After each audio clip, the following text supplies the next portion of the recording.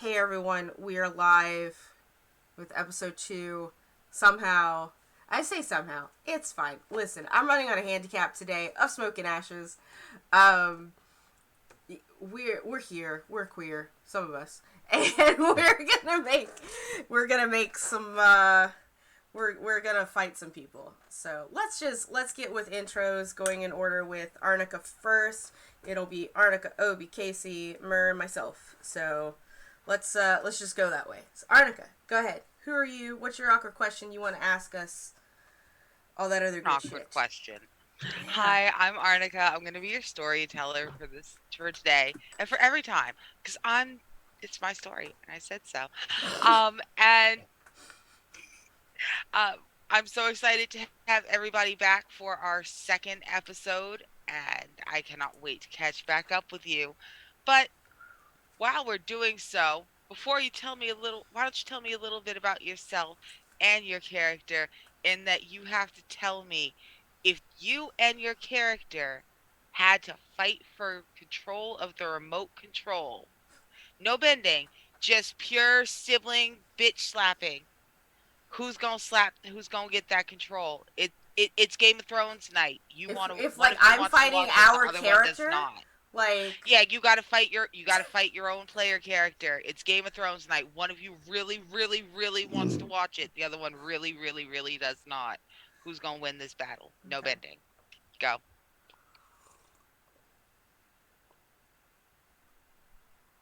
That is me. I am Obadiah, and I will be playing Kim Jewel, heir to the Kim's firebender, morally superior specimen, and in the battle for the remote control, absolutely ruthless. Will kick, will scratch, will bite. And personally, good goddamn, like I really don't need to see more season 8, but I am not about to get scarred. So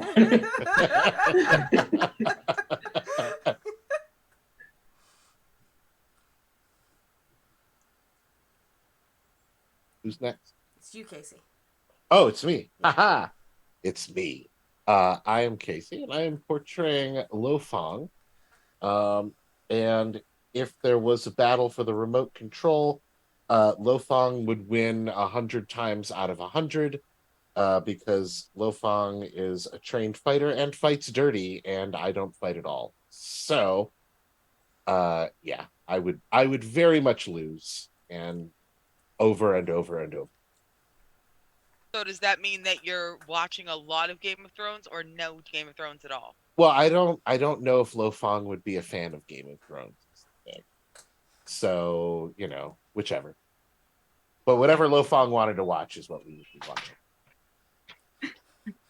Hi, I'm Mare. I use they, she pronouns, and I'm playing Wong tonight, who uses he, they pronouns. And if we were fighting for the remotes and we were like actual siblings, I'd fucking beat the shit out of him. I'd win.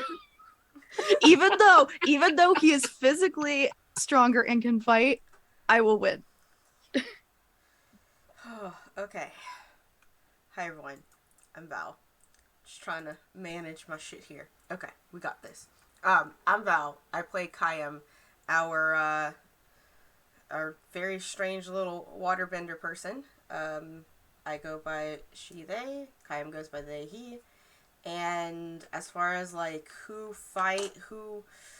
winning, see, there's different factors I have to consider. Okay, first and foremost, I am only 5 feet tall. Okay, Kayam is 6'2". So like, so there is that to consider. That being said, Kayam's a lover, not a fighter. Okay, like Kayam is really bad at this whole like fighting thing. He just doesn't do it. He's an artist, right? But all he has to do is like put the remote control where I can't reach it. But that being said, I have big goblin energy, okay? I will climb him like a tree. I am the eldest sibling and I get what I want. Like, I will become resourceful because yeah, I'm just the eldest. I have an actual little brother who's taller than me, so like, yeah, we've had to fight for remotes before. But the thing is that we don't have to fight for remotes before anymore, because the way I consume Game of Thrones is not through HBO Max. So anyway, I'm an elder millennial. How do you think I watch TV? Also, as Yeah. another fellow short person, we will climb everything to get what we will want. fucking climb. Like, we will climb. Including 245 steps! Like, sorry. Inner joke. Anyway, hey everyone. Just wanted to remind you, we are a viewer-affected game. You can affect the game with your bits, subs, and donations. Every 100 biddies gives us re-rolls to anyone you see here. You subscribe to the channel, +1 forward. And if you donate money through coffee, you can make shit happen. Of course, it's all shit that happens within our lines and our veils and all of that. We don't cross anything. And it's a sliding scale. $1, that's another reroll, right? Like, you can have a $1 idea. You can have a $10,000 idea. You can pay us to stop. But that's about $10,000 because I want to pay everyone, make sure that we've got our bills covered and things like that. So, pay me $10,000 American, and I will stop. Because just because I live in Canada, I get paid in USD. And I work in USD. Let's go. Anyway, that's me. That's it. That's all we're doing here. So, Arnica, take us away on episode 2, friend. Let's go. So, the last time we saw everybody, we were in the mountain village of Chime, just outside the mountain range of the Eastern Air Temple. And it is currently under active occupation by the Fire Navy. It's been for 3 days now. Everyone has been locked down inside. You cannot move. It is actively hard occupied. They will be leaving tomorrow. But before they leave tomorrow, they will be checking every house in the village to make sure that there aren't any airbending survivors. Y'all happen to know, 2 of you know for a fact, and 2 of you are pretty sure that there are survivors in this town. 2 of you are guarding the building that they are in right now. Other 2 are coming up on it at a run. No one, the 2 groups are not aware of the others. Surely this will all end in diplomacy and friendship. Funny enough, this is an Avatar game. It will almost certainly end in diplomacy and friendship. Let's do this shit. Wait, so please clarify. I thought Fong and I did see them coming up, question mark, but I've tried to update that as possible. Yes, as you needed. do see them coming, and you technically recognize, I believe you recognize Kayam, because Kayam's been putting on shows. Because I'm a street performer, yeah. And Wong also technically recognizes Kim Ji-woon. Yes, you do. But that said, you do not know why they're coming in this direction at a fast run, and you do not know if you can trust them. You'd hope you can, but all you know is they're running up on the building, and you know those kids in the building. So, let's see where we go from there, huh? Yeah.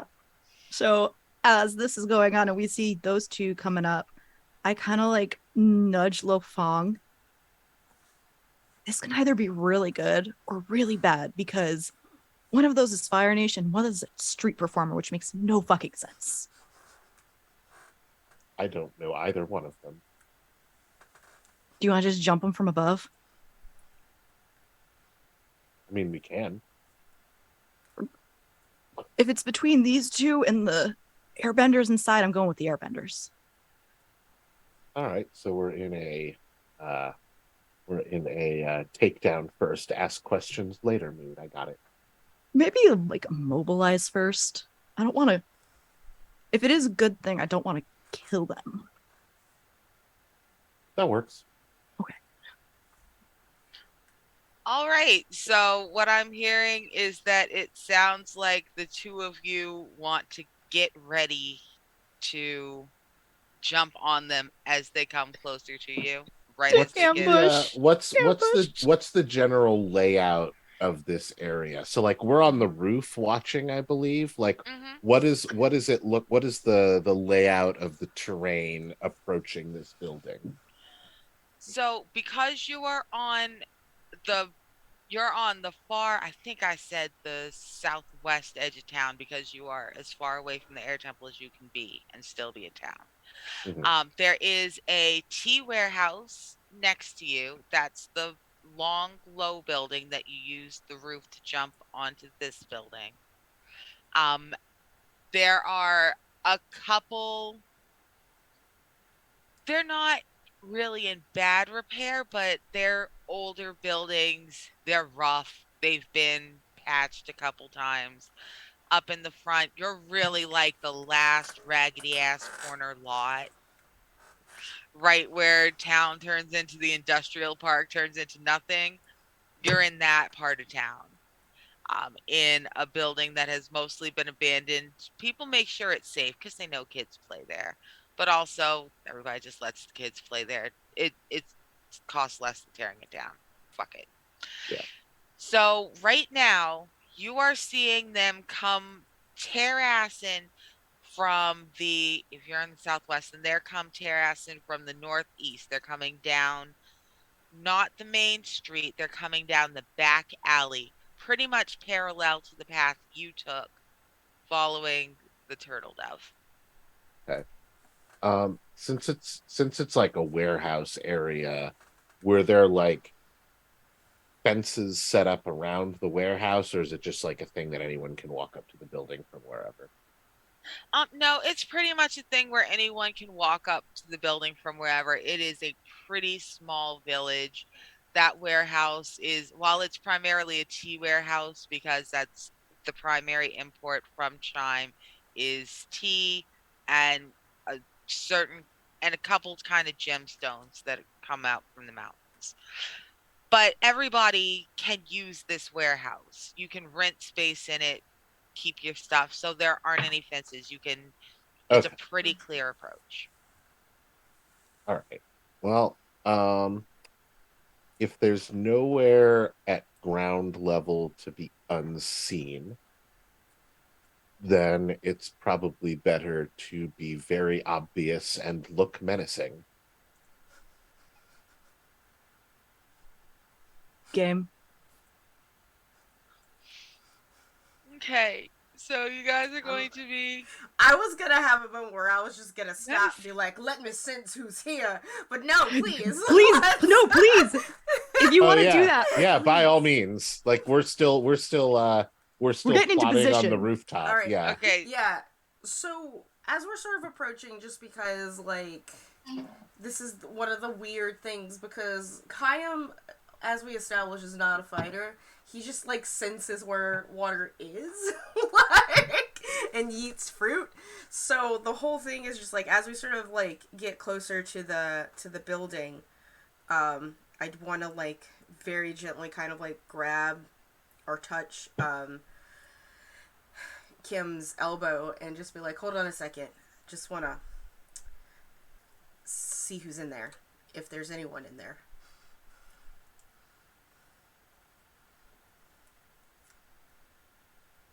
I think, What was that? as I don't think I ever actually like mentioned, like whether it's water or earth, but like He's not mentioned any kind of like abilities Exactly. to you. Like Yeah, other than the fact he touched your heart and you felt some tingles. maybe it was some kind of strange earth bending divination. I don't know. Yeah. So yeah, Arnica, I just kind of want to like close my eyes and like do some breathing techniques. Okay, And see if I can locate bodies of water, literally bodies of water inside the Balls. building and like where they're at. Yeah. cool. So you're gonna rely on your skills and training. So let's go ahead and roll with focus. Yeah. Find my character sheet. It's even worse when I only have 2 screens right now. But I did pop it out. There it is. Roll with focus, right? Mm-hmm. Let's find it. I have to remember where all of this is at. Okay. we have to click that. We're just doing a normal. Yeah, it's a 6. So I missed. All right, so Ooh, I get to mark something. yeah, you get to mark. Growth? What the fuck do you mark? You mark Yeah. the thingy. Yeah, I mark things. Okay, word. I don't. I'm having issues. Just there's too much water. Like, Yes. So too many bodies. as you reach out and around, you try, but you feel the water in everything. You feel some turtle doves and some ferns and some trees and the fog, and you can most certainly feel bodies, but you can't tell where they are. You just can't. You're feeling everything. You are distracted. How far away from us are they right now? That's a great question, Kim Kayam. So, like I said, you're coming running out of an alley. Did you come all the way out of the alley and cross to the building, or are you in the alley looking at the building? Probably in the alley looking at the building. Just because me doing weird shit in the street is kind of strange. I mean, to be fair, you doing weird shit in the street sounds like it would be totally on but brand. like it always But you're not involves supposed to, daikon radishes, okay? Like- right? And also, your ass is not supposed to be in the street, so alley is a great choice. Good decision, Mr. Kim. You doing anything about this? Let's see here. I think he'll kind of. This isn't working. I see. Sorry. Oh well. And then he is just going to immediately just walk out. Because yeah, the building's supposed to be right here. This is the building. Weird that Kayam's earthbending question mark didn't work, but whatever. Earthbending is hard. Earthbending is hard, probably. It's fine. I lean over to Lo Fong. Just so we're not going after the same one, which one do you want? So looking at the two of them, like, I know Kim's wearing like Fire Nation garb, but it's not like Fire Nation military garb, right? That is correct. No, these are nice clothes. You would wear them to go somewhere. Okay. It's a bit weird. It's a bit weird that he's out in the middle of the night wearing these, but yeah, maybe that's a Fire Nation thing. I don't know. Yeah. So, Lo Fong's gonna be like, well, the one in the Fire Nation clothes doesn't look like they're a fighter. Now, honestly, neither of them do. Look at the beanpole. That's true. I just want to do this so we're not both accidentally going after the same one. Oh, well, I'll take the big one then. Which one's that? The tall one. Which? Your beanpole. Okay. Because I can't remember how tall Kim Ji-woon is.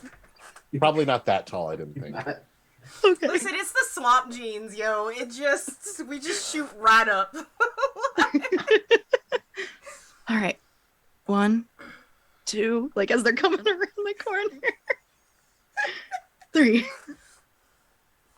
All right, if y'all want to jump them. Oh no, I'm totally making you roll to jump them. Are you kidding? I'm all for this. So Please. you're coming off a roof onto 2 people. I'm gonna ask you to push your luck to see if you land on them or if you make a whole bunch of freaking noise for no reason, y'all. Okay. So why don't you go ahead and roll with passion for me, please, both of you. Sure. Passion. That's an 11. Nice. Oh, I failed really bad. I can't even succeed on that. This is hilarious. Okay, so Lo Fong, you're coming down from Kayam. You're coming down on Kayam, correct? Yes. My eyes are closed, so this makes complete sense. Why don't you go ahead? You tell me how you successfully come off the roof and grapple Kayam, preferably gently? Yeah, it's not gonna really be like a grapple per se. It's more like he's gonna like take a look around, see like some the building's kind of dilapidated, so there's like some footholds. So he kind of like uses those footholds to like quickly jump down the building and end up standing directly in front of Kyan. I And just hear the thud, and I open my eyes. He's got a dagger in his hand, but it's sheathed. Right. And he's just kind of going to glare at Kayam and not say anything. He's just going to glare menacingly at him. Just, I've got like some serious like monk juju going on right now, and I just like crack an eye open at you. Hi. So, Wong, do you not make it off the roof, or do you eat shit coming off the roof? Oh, I totally eat shit. All right, Mr. Kim, please tell me what happens as you step forward and Wong just falls off a roof onto the ground in front of you. Like, I'm obviously trying to get the jump on you, but I know I totally land on my ass. Sorry, go ahead. There's like a there's like a very brief pause, where Kim is suppressing like his obvious surprise, because like he didn't see it coming. It would have worked if it did, but now to make the best of this situation, he just he takes like a half step forward and just he's not like stomping, but he puts his shoe on like Woong's shoulder, and then like folds his arms. Victory. Ow. I think Lo your Fang- friend Lo over Fang- there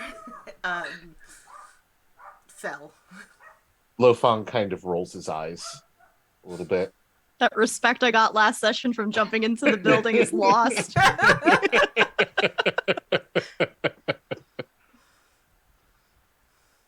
What are you doing here? What are you doing here? Looking for survivors.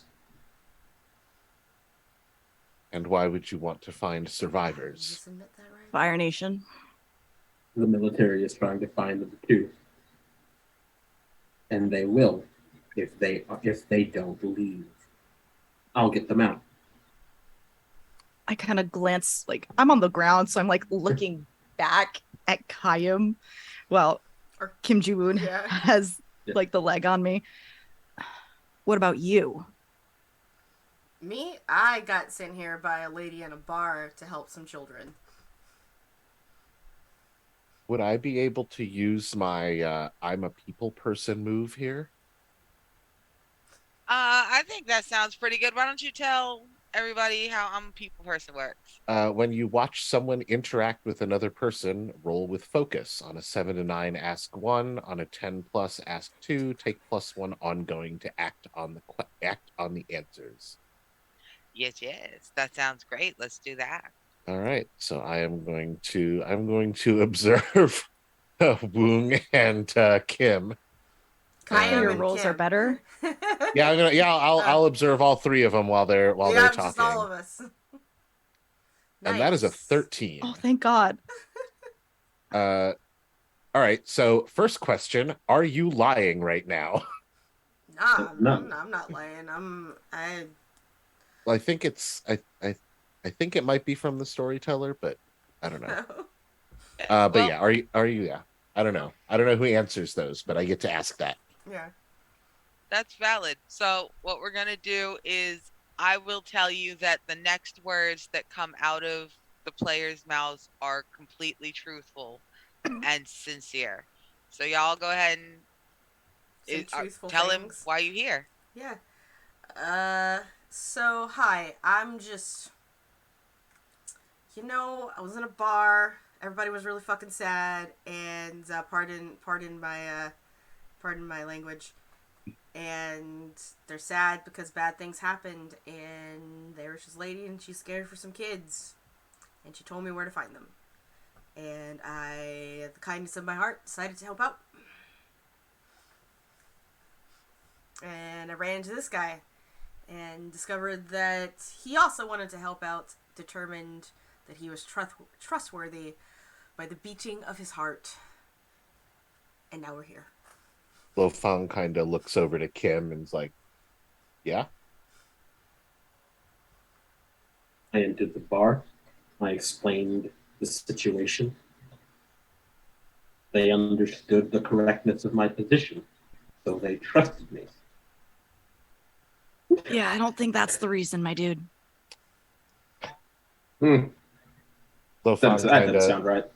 Lo Fang kind of looks down at Wu on the ground, and he puts the dagger back into his cloak, and he's like, I don't think they're lying. I think they are actually here to help. Wait a minute. Do I know you? Have you ever been to Ba Sing Se? Yes. I'm from there. Have you ever been in the Outer Ring? Where there's Yes. thousands upon thousands of people? Yeah. Anyway, this is not what we should be talking about. We should be focusing on, the genocide of an entire nation. Is it the entire nation, or is it just this particular, like... I don't know. Like, are and we I don't think jumping, the details... Are we jumping to those the details conclusions? don't matter right now, but there are Well, you brought them airbenders. up. Yeah, the airbenders need help. Yeah. Oh, yes. We are all here because airbenders need help. Sounds like... Let's take a step back. We all got off on the wrong foot. We're all clearly here to, on the same side for the time being. Well, this dude is still on the wrong foot, and I kind of motioned to the foot on my shoulder. This is my right foot. Can you just get off me? And he just takes a step back. Thank you. And then I'll stand up. Cool. Kayam. Lo Fang. Lo Fang. Nice to meet you, bud. Wong. Wong. Nice to meet you, bud. And this guy here is Kim. Everybody knows him, apparently. He's like rich or some shit. I could tell from the clothing. Yeah. Oh yeah, it's super fine, just very silky. And I like reach over and I just like rub like your clothes. Like he just like he looks over, but like this appears to be like just as far as I can tell, this is just a thing Kayam does. Just touches people sometimes. I touch people that's all normal. the time. Very touchy. If you don't like it, let me know, buddy. All right, Anyway. and Lo Fong, you still have a second question. You can ask it now, or you can hold it and ask it at any point before the end of the scene. Well, since I no longer think that these people might be enemies, I don't feel like any of the other questions are relevant. So I'll just hang on to it. Cool. Very important question for you two. Did you hear anything on your way here? And out of character, I'm referencing the scream from my lovely little sister. Yeah, absolutely. Fuck. Screaming child. Fuck. Then that means they might and have. the schedule for the sweep the Navy is going to conduct tomorrow. They're doing a sweep. Yes. Fuck. Oh, if you heard it, then they might have heard it. We need to move. We need to get them out of here. Mm-hmm. In disguise, if possible. Yes. As my escort. I'll be going further into the Earth Kingdom, and I've already turned down the Fire Nation's escort. As I an am Kim escort. Ji-woon. Okay. I don't think anyone else is going to care that you're Kim Ji-woon. But also, I don't think 5 children, one of them being an infant, is a good escort for a fancy schmancy dude like you. They're children, not military. How many adults? 1. Non-fight. She can't fight. Well, that's right, Let's, Arnica. She can't write yet. She can't. yeah, Yeah, no, let's. she's in bad straight shape. jacked. She's in Yeah, bad and shape. she's extremely injured. Can you take me to her? I can heal a bit. Yeah. Then I kind of point to Kim Ji-woon, but he needs to stay behind because they're probably going to freak out if they see him. Yeah, I don't believe that they're in the mood to see people wearing Fire Nation clothes right now.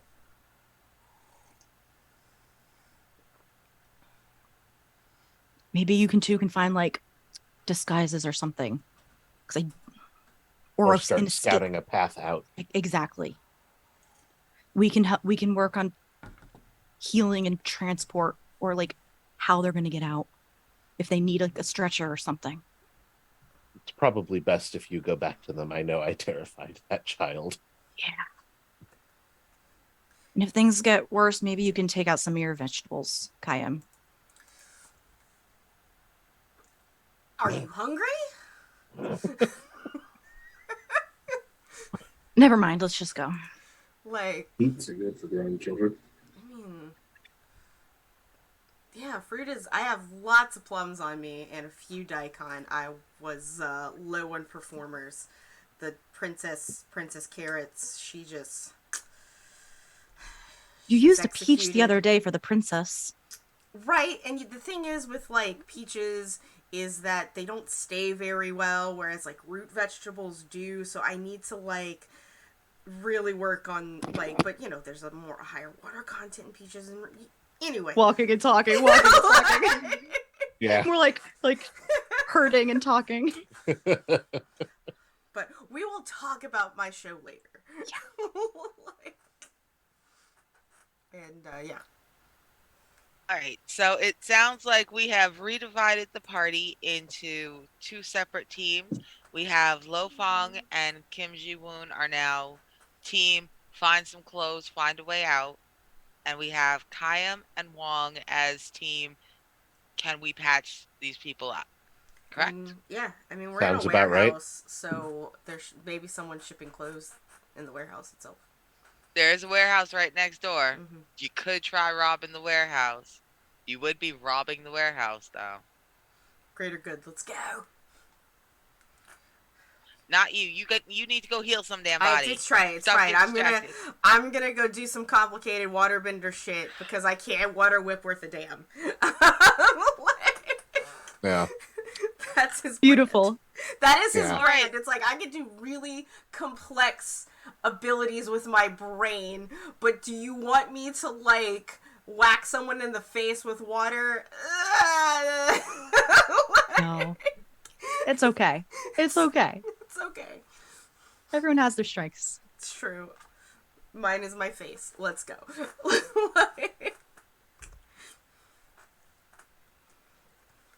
Hey, who'd like to go first? Well, Lo Fong looks over at Kim, like, let's find you something better to wear.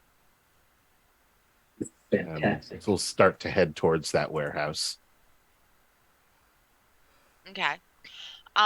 So the warehouses, there's not like a lot of, like, you couldn't build another building between them, but there's still a pretty good amount of open grass and raggedy, rocky terrain between the back of the building and the back of the warehouse.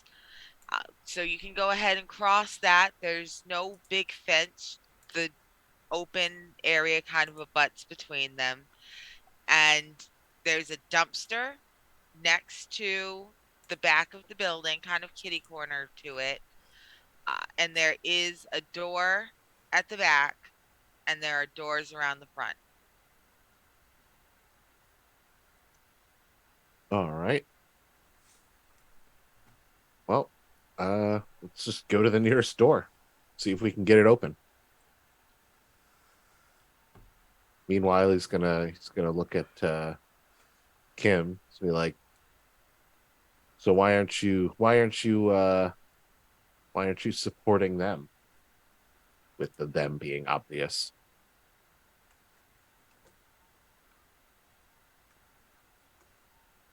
That question is extremely offensive, both to my person and to my honor. Don't ask it again.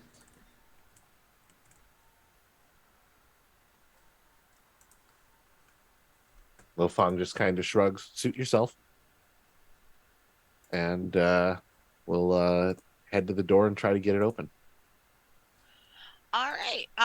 So go ahead and roll a. You're breaking into a building. Go ahead and roll push your luck. Roll a passion for me. It's at 12. Nice. You. Right? You are just. Well, I You rolled are a so badly beast last tonight. time that Yeah. it has to make up for it this week. Yes, it do. It owes you at least 3 more like that. So as you put your hand to the door, you go to Jimmy and unlock it, and you realize you don't even have to. Whoever recently came out, maybe they came out for a cigarette earlier, or they took the trash out a couple hours ago, but the last person through this door forgot to lock it behind them. You don't even have to break in. You can just walk in. And there are no guards in the building because they are all being contained at home, just like everyone else. You have free reign in this warehouse. Nice. Nice. Nice. Well, what do we have to look through here? So, as you wander through, what you're going to see is that there are a lot of intricate, beautiful pieces of jewelry. They're not really precious stones, but they are beautiful, semi-precious. There are a lot of artisans in Chime, and so there is stuff you can take that will sell well outside of Chime if you need to make fast money. There are clothes not nearly as nice as Kim Ji-woon is used to wearing, but they're not bad. There are both worker clothes as well as some moderate merchant class wear, Earth Kingdom colors. There are a couple things that you've seen traveling air nomads wear. There's stuff to be traded in and out between the air temple and Chime and the mainland. There's food, there's clothes, there's some jewelry. There's just about anything you could find in a small town's primary warehouse that does everything. All right. Well, Kim, it looks like we can find you something, and we should probably grab some extras so that we have some disguises for our Air Nation friends. They'll be traveling for a while, and there's no point letting them go their own way until we've at least reached the interior of the Earth Kingdom. No reason to believe that that the people who did this are going to stop here. No, I would imagine that they're going to try to push forward. And I'll start looking for some child-size clothes for the airbender children first. Kim is going to go and immediately start finding some appropriately sized merchant clothing for himself and change into that. And neatly fold up his own clothing. All right, Mr. Kim, your clothing is really nice. It's probably worth a fair amount. Are you going to take your clothes with you, or are you going to leave them in payment for the stuff you guys are taking? My family is first and foremost a criminal family. That is true. I have already committed a crime walking in. What kind of Kim Ji-woon would I be if I didn't commit at least another one on the way out? You make me so happy. Cool, then you should probably grab a bag to put your shit in. Lo Fong approves. All right, Lopong, while Mr. Kim is getting dressed, you said you're looking for stuff for the children. Yeah. There's plenty of clothes available. There are things in there's some earthbenders children clothing. There's also some airbenders children clothing, and there's some airbending toys. Are you going to get them stuff that helps them blend in, or are you going to get them something familiar for just because? What you gonna Oh, do? stuff that helps them blend in. So we're gonna grab the earthbender child clothing, and I'll try to find some for the adult as well. You would need like 2 adults because Ahani is also in the beanpole phase. Oh yes, yeah. So we'll get Lofong will make sure to get appropriate earthbender style clothing for all of them. But might grab 1 or 2 of the toys and just stick them in his cloak, but he's not going to give them to them until they're safely out of the area. All right. Okay.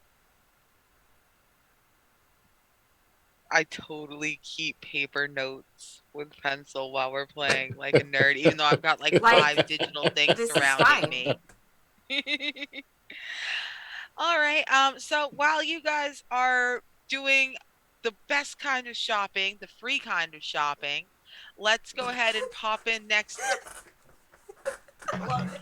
I don't give a shit. I'm gay and I do crimes. Yes! Listen, Let's 5-finger stop in discount, next baby. and check in on Team Healer. Is there a way for us to get in from the bottom that can fit us if we shimmy? Or do we have to go in through the top? Let's see. Do me a solid. Why don't you roll me and assess the situation and see if you can find a way in from the bottom. Okay, And that's my kid's pizza. 1 second, let me mute that. Sure, means I get to look at the rule book super quick. So I gotta roll creativity.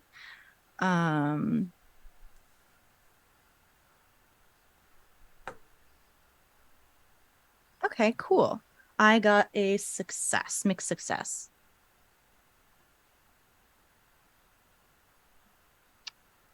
Ooh. All right, so Kayam, Yeah. I'm just doing a quick check. Because if I can't find another place for us to get in from the bottom, how good of a climber are you? Well,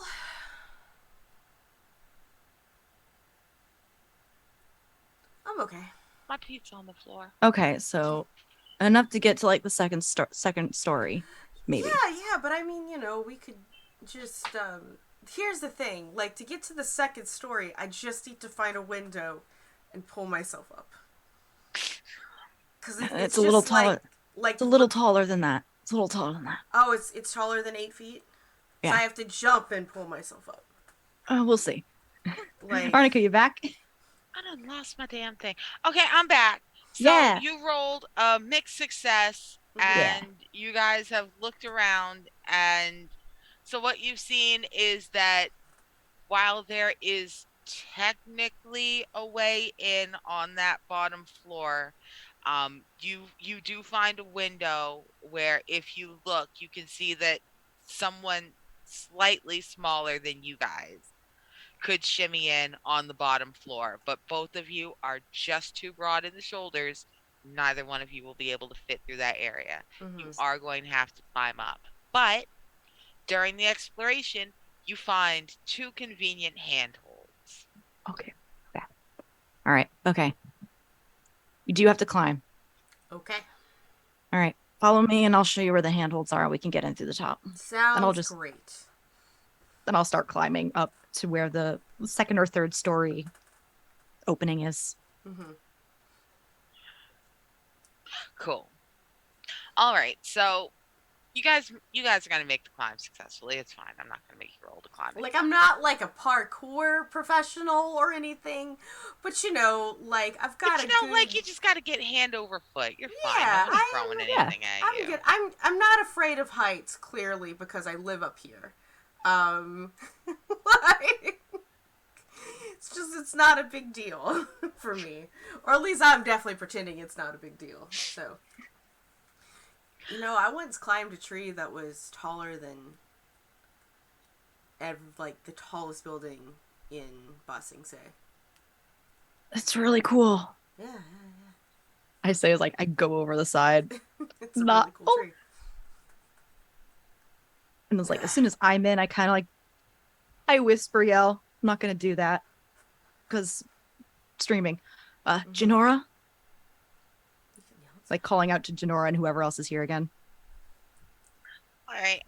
So because Janora now knows that you're here and the children are waiting for you, she appears quickly.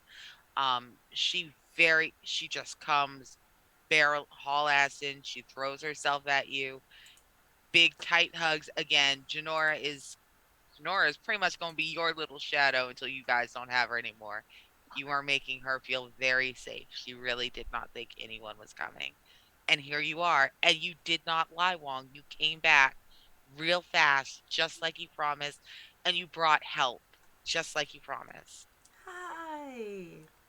And it's the radish dude, but still, even the radish dude is help. I'll actually like pick her up and like I'll carry her if she's okay with it. Question mark. Yes. Okay. So Kayam here said that they can help patch people up, and we got a couple other people trying to find an escape route or get disguises or something. So we're getting somewhere. All right. So she's going to wiggle, and as you put her down, she's gonna lead the two of you back into the room where Ahani is still desperately trying to stay awake. He is still bending all the air into a constant silent bubble. You cannot hear any of the sound coming out of it.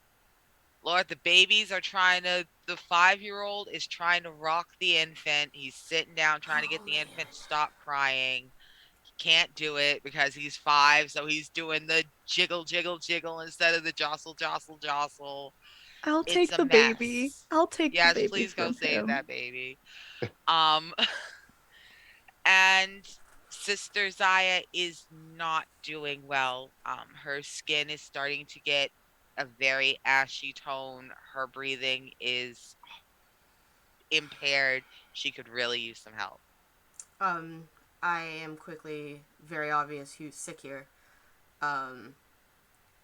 Run up to her side and like place like unhinge like my big satchel of produce and put it to the side. I'm gonna straight up ask her, does she know where she's hurt? So she's gonna give you one of those, like, you are surprised at how charming and how funny the smile she gives you is for someone who looks like they had a whole bunch of rocks come down on them. And she manages to very slowly move her hand and point to a spot right above her eyebrow and go, "It doesn't hurt here." Gotcha. Okay. I'd like to examine to see if she has external injuries first, like with my eyes, and then if her injuries are internal, I would like to use her body to find it. All right. Let's go ahead and I'm gonna have you roll assess the situation. So roll with your creativity. Excellent. And for the record, for my level up, I put my passion up to 0 instead of -1 because we don't want negativity in this house. So, like, that whole, like, demeanor of, like, just nonchalantness, sassiness that is Kayam has just faded, and they have gone into pure healer mode. So, creativity, right? Yes.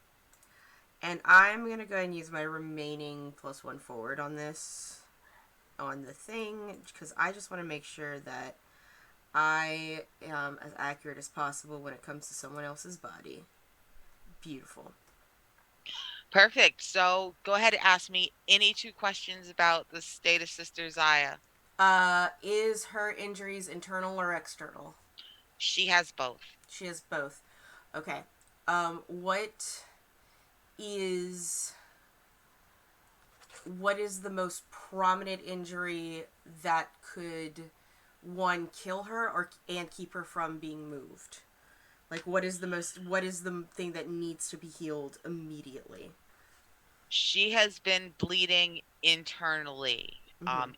into her torso for about 6 hours now. It's not gushing, it's more of a nick to an internal artery than a Mm-hmm. sever. Mm-hmm. But that blood definitely needs to be moved out of the body cavity and back into where blood goes, which is not the body cavity, it's the veins, please. Gotcha. So the injury needs to be closed, and the blood needs to be moved. Okay. Mm-hmm. Fuck. Okay. Oh yeah, it is not easy. Yeah. All right. So put the blood back where it belongs. It's like, okay. Uh. First things first. Let's get you hydrated. You're gonna need to get hydrated, ma'am. And I'm gonna pull out a plum. I got a sub! Sam, thank you! Almost 3 years. Oh, my favorite. And I'm gonna pull out a plum, and from the plum, you just see the plum, like, start to dehydrate into a prune, as, like, water is sort of, like, the water is just sort of left hanging in the air. And then I'm going to move the water, the healing water, specifically, to be put in, you know how, like, waterbenders, like, they just essentially put the water, like, through people's pores to, like, heal them. It's magic. I don't have to explain shit. Like, and, yeah, just, like, have that water, and I'm not using, like, any hand motions or anything. It's just, I'm just, like, using my brain to move this water, and it's going to where I'm not moving her blood by itself. I want to use the water that I've pulled from this prune to usher the internal bleeding back into the veins through the water, and then move that water to the nick and heal the nick. Like, that's... Whew, buddy. Like, That's a lot. It's a lot, Let's and go I will ahead take and, fatigue. I will take fatigue for that. Like, cool, but you're also gonna need to rely on your skills and training, so I'm gonna need you to roll with focus for that. that's my best thing. Okay. Oh, good. Sam, let me know where that +1 goes to. I might need it. Because I just used mine. Okay. Like, you just see him, like, breathe, because this is probably the most complicated, stressful thing that he's ever done in his entire fucking life. Like, when he was learning from the Northern Warper tribe how to do this, it was all just like, yeah, whatever. This is the replacement for stitches, but this is, like, internal stitches. Like, it is, let's find my character. I am very stressed the fuck out. Okay. Focus, right? Mm-hmm. Let's go. Okay, it's a mixed success. Okay. Mm-hmm. So, as you send this water Mm-hmm. from a plum, and it rises from the plum as you stare at it intently, like, I swear, most of the time you would look cool. You should look cool doing this, but bless your heart, you don't. You look like you just real confused about the nature of a plum. You look like you're trying to invent a series of poems involving refrigerators before refrigerators are a thing. I'm probably also like thinking like while I'm doing this, just thinking about how I'm gonna make this into incorporate this into my show. But anyway. Right. You look, if there are Steven Universe fans here, if you've ever seen Jamie explaining his next play for Beach City to Steven, that's the look you're giving this plum. Mm-hmm. But the water rises up out of it. It has a slight subtle glow to it. You wouldn't be able to see it outside, but in this dark Yeah. area, you can see that it has a shining glow to it as it lays over her and then is absorbed into her body. And while it does successfully clear the blood out of her abdomen where it's been pressing Mm-hmm. on her other organs, you cannot get those stitches. Mm-hmm. You just cannot get them to hold. You have to manually hold that. Right. Like you just see like the beads of sweat just like dripping down their temples, and like entire body is just sort of vibrating. And I'm gonna look over at Woong, and I'm gonna look at her, and I was like, you're I couldn't heal what was inside of you, but I just delayed it until maybe I can. I probably, and I give her a fresh plum to eat. Keep up your strength, please. All right, Yeah. Wong, what's going on over there while Sisters Aya and Kayam are having a real quiet conversation that maybe the children shouldn't be listening to?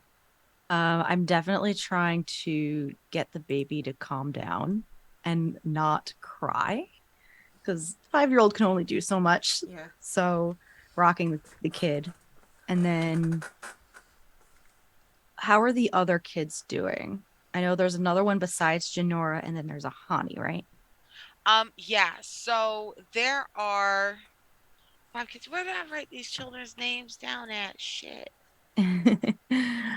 I've uh, really lost the paper. I wrote their it's names okay. down. They're It's they're fine. in. So there's a 5-year-old, there's a 3-year-old, there's 5, 3, 11, infant, and then a honey. Sister Okay. Zaya. So it's total 6. Yeah, there's 5 children and there's Sister Zaya. Mhm. So the 5-year-old is, man, he's trying to be resilient. He's trying to be a little man. He is the child in the gift 3 seconds before his face crumbles and he begins to cry to the reporter. He's the kid trying to be brave on the first day of school. He's almost got it. He will almost keep his shit together for a minute or two.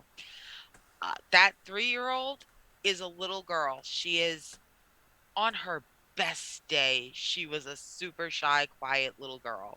She was one of those ones who always is following everyone around.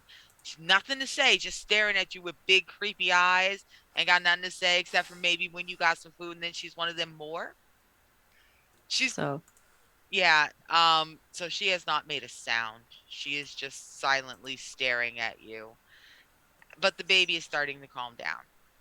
So what I'd like to do is like I'll sit crisscross applesauce on the ground with the baby and just kind of motion for the young girl and the boy to come here. I'm gonna make you roll a guide and comfort. Yeah. Yeah, that's what is that? Harmony? Yes, roll Oh harmony, God. please. Not good at that. Oh, full success. Nice. Look at you, baby charmer. Like Jason Morgan in Port Charles. The children love you. Um, Wait, and wait, hold on. It says Oh nope, that's correct. Math is right. Never mind. Like what I would like to do is I'd like to have them like come like either sit next to me or in my lap and just like hold them and tell them it's okay to cry. It's okay to be scared. We're gonna help you.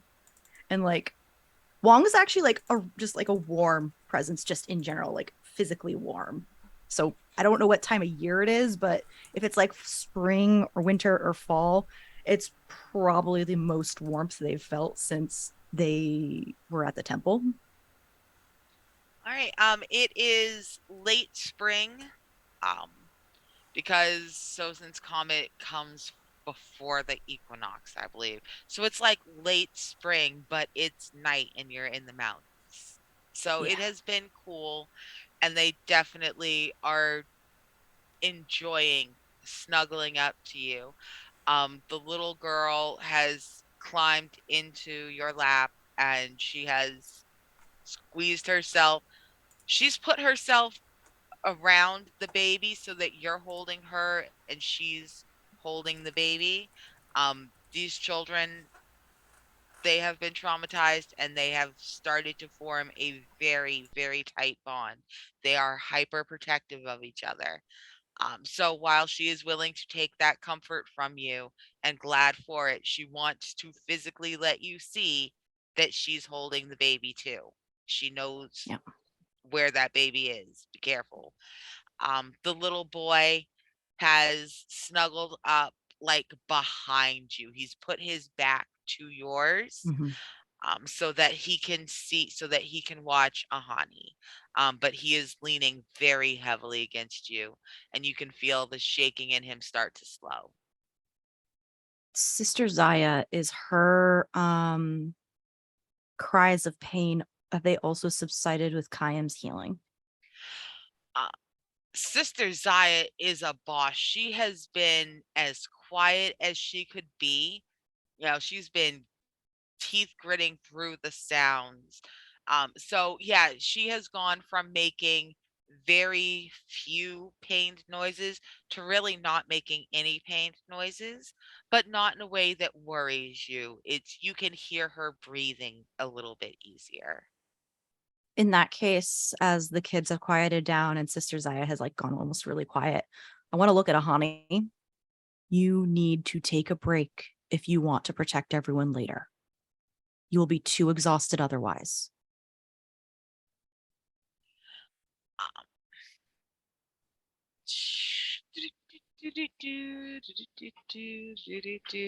Oh, hold on. My kid's about to make a bunch of noise. Oh no. Oh, sorry. All right. So why don't you go ahead and no, that's for someone else. Do me one more guide and comfort. Let's see if Ani can listen, if he can bring himself to listen to you. Okay. That's fine. Or plead. Do either. But they're both harmony, so they're both harmony. Okay, well, yeah, you roll and then you tell me which one you think would work best. So I got a failure, but I do want to use one of my +1s to bring it up to a mixed success. Okay. So, Um, did you want to do that as a plead or as a guide and comfort? Plead. Plead. All right. So, slamming doors in my house. You don't even pay bills. So, you're going to plead with Ahani, and when you plead with an NPC who cares what you think for help, support, or action, you roll with harmony. And so, let's see. It's not that he doesn't believe you. You can see in his face that Ahani understands he is at the very end of his strength and he knows that you're right. He needs to sleep. He needs to stop. And the kids are quiet, but he just can't, man. He he cannot. There are not enough adults in the room for him. You're holding the baby, and the radish dude has Sister Zaya. So then who's got the door if he stops? Who's protecting the sound? I have 2 more people coming. When they get here, will you rest? He looks at you and he gives you half a smile and he goes, "If you get us out, I'll rest." We're gonna get you out. Um, so, Lo Fong, Mr. Kim, what y'all doing? Y'all taking forever shopping. Y'all shop like little old ladies trying to get orthotic shoes. What are y'all? What is going on with y'all? Need to find it. Yeah. Or we fight these people for long enough that when that sweep is over, we can take them after the Navy's left. That's riskier. Especially if they're thorough.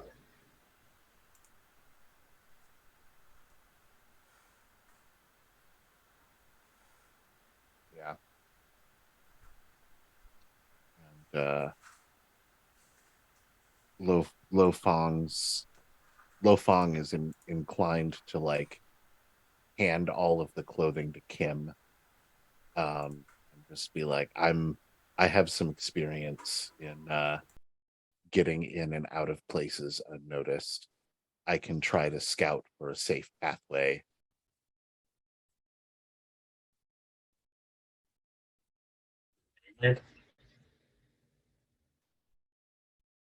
Mhm. At least out to at least to somewhere that we might be able to find transport out.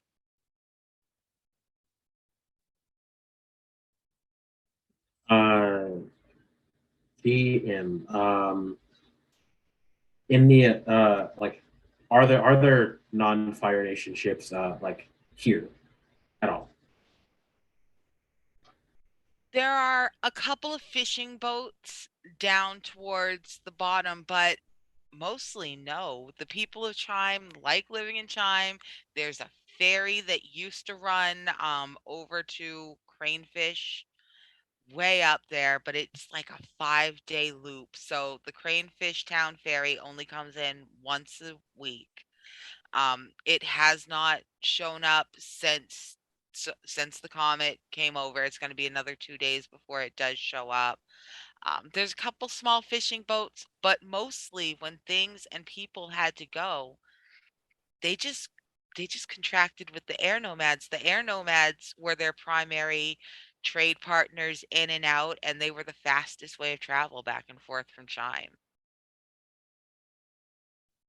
That said, I don't why don't everybody roll me at some one of you may know this. Everybody roll me an excessive situation real quick. That is That is creativity. Is this all four of us or just the Yep, two in all C? four of you. Okay. Mix. all right. I got an 8. Okay. All of you know then, just from being around, you've heard people talk about it or you learned about it in school. You all know that the Eastern Air Temple is where they, in addition to raising their children, where the air bisons are raised and bred. So you know that there are lots of them in the skies, even if they don't have people, like they're still overhead. They are flying around. Some of them are flying around riderless. Some of them may have people on them. You can't tell from the ground. Um, but technically, you know that there are air bisons in this area. They're going to be on both sides of the mountain range. They'll be on the side where you are, as well as by the remains of the temple. They may come in for a landing. There are ways off Chime.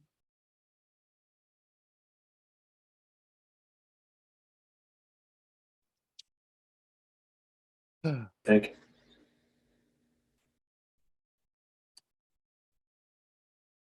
Yes. Well, it can attract attention, but it might be our best option.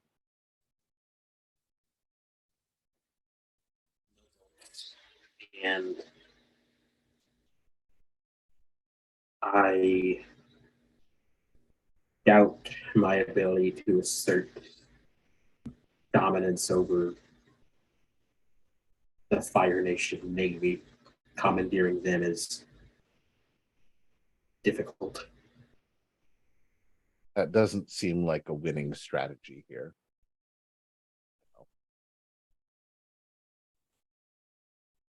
especially not with that killer on the loose. That was going to be a problem. Oh yeah, Lopong, you don't know there's killer on the loose. Surprise. Oh yeah, this is the first time hearing of this. Lofang just kind of like his eyes kind of narrow a little bit. It's like, I've dealt with killers before. Just if we see them, let me know.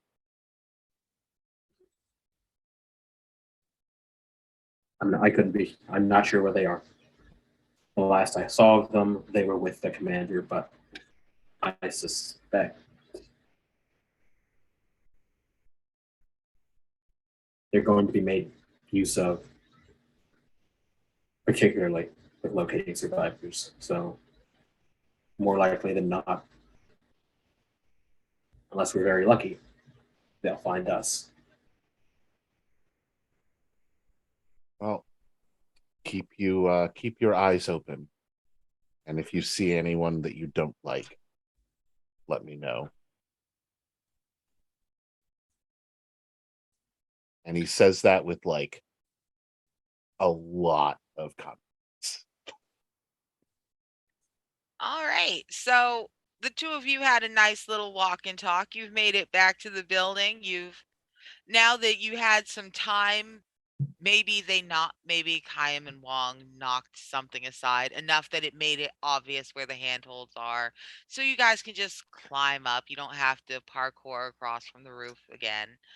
Um, so go ahead, let yourself into the building.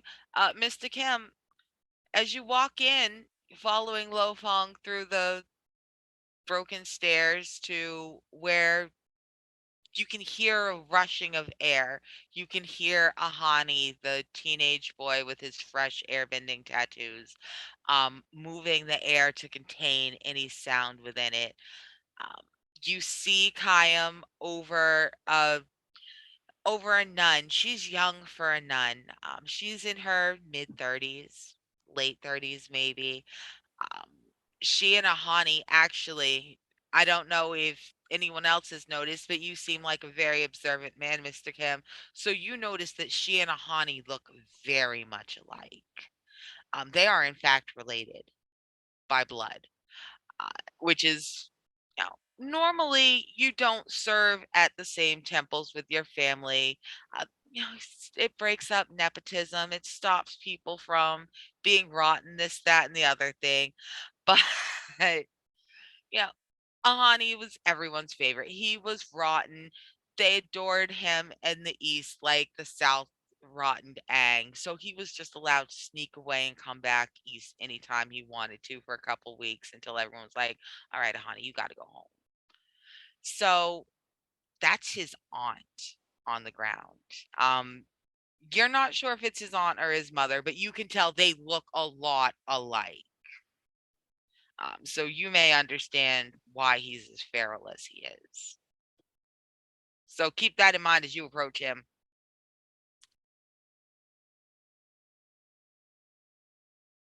Yeah, as a matter of fact, like basically, approximately like when Kim is close enough to take all that in, uh, Lo Fong probably like notices in odd like an oddly unsure look go across like Kim's face. Like in their brief time together, I think he can clearly tell that Kim at the very least enjoys appearing as if he is always sure of himself and always in control. And very clearly this time definitely isn't and doesn't. And so he stops. And then he moved to tuck his arms underneath his sleeves, and you see him like grab his elbows. Then no, this is a merchant's robe. They're not that big. They're not that flowing. Uh, this doesn't work.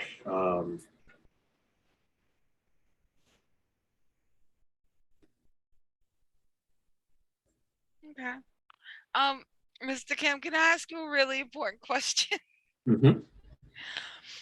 When you were changing your clothes, did you happen to change your very distinctive hairstyle as a member of the Fire Nation? Did you do your hair, Mr. Kim? See, here, this is a warehouse. Bad enough that I had to put on these cheap. That I had to put on these. That I had to steal these cheap clothes.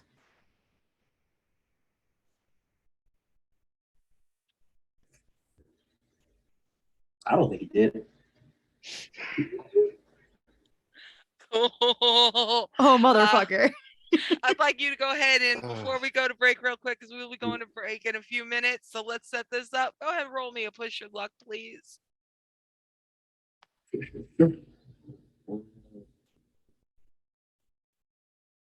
How does that again? That's when you roll with passion. Bada bing. Fantastic. You love to see it. Mr. Kim, do you know what that young, real strung out, real nervous, real angry, freshly tattooed airbending master notices as he looks between the rescue crew and you trying to put your hands elbow deep in a merchant's tight fitting top, and that you didn't take down your firebending hair knot? He sees all of this and he puts it together real quick, and he is less than impressed. Mr. Kim, I'm afraid that you are going to find yourself very quickly thrown against the wall and held there by a large air bubble. You can feel it pressing against your chest, pushing you firmly into the wall. And Ahani is stalking closer to you. Y'all, what you gonna do? The airbender's bugging. Hey, calm down.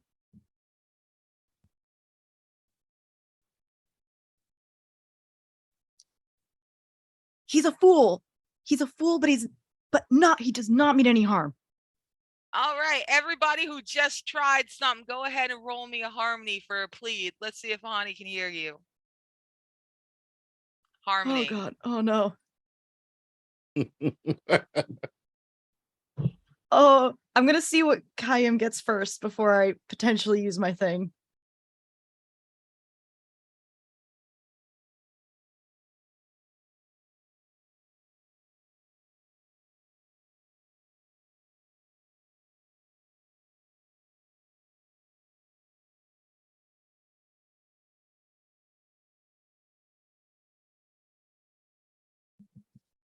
Yeah, I think I am too. Or will it not matter as long as one of us succeeds? I can't. I have a 6. Yeah, Yeah. you both rolled a 6. Okay. Do we both need to succeed, or does just one of us need to succeed? Well, the good news is that Ahani definitely hears you, and you have gotten his attention enough that he has stopped putting pressure, because he has been increasing the pressure as he stepped forward. So Mr. Kim, the good news is you can breathe a little bit more comfortably now. You are not being crushed by a wall of air. But Ahani does not only does he not stop, but the pressure of the air in the room increases.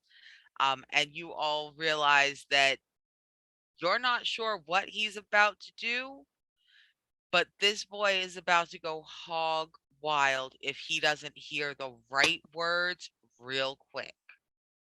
Honey, these are the people I was talking about before. If you do something now, we could all be compromised. Please calm down. He's Fire Nation. I know, and that's something he needs to work on. But I promise he's Yeah, you see Kim. You see like Kim Ju, like it is a struggle, but Kim Ji-woon does turn his head to glare at him.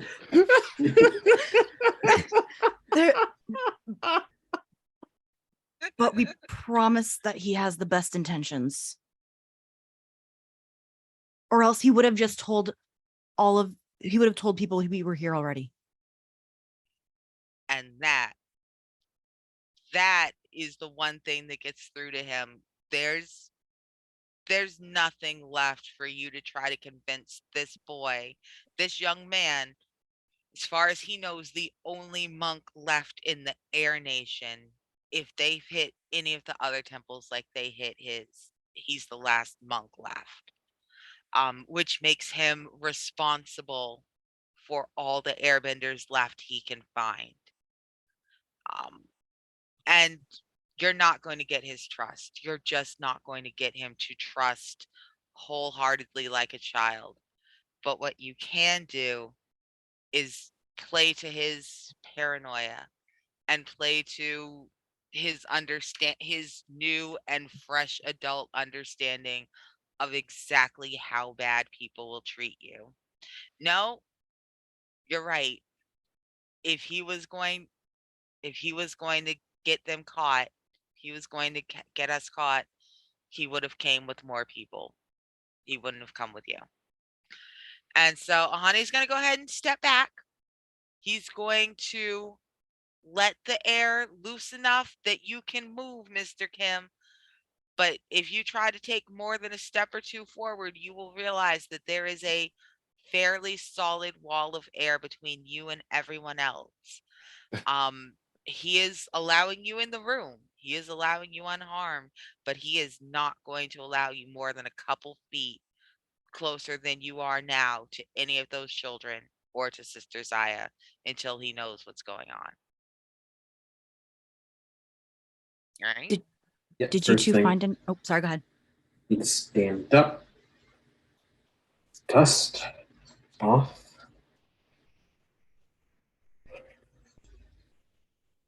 No fire. One thing still not sure how General Iroh does that trick. Burns your nostril something fierce. But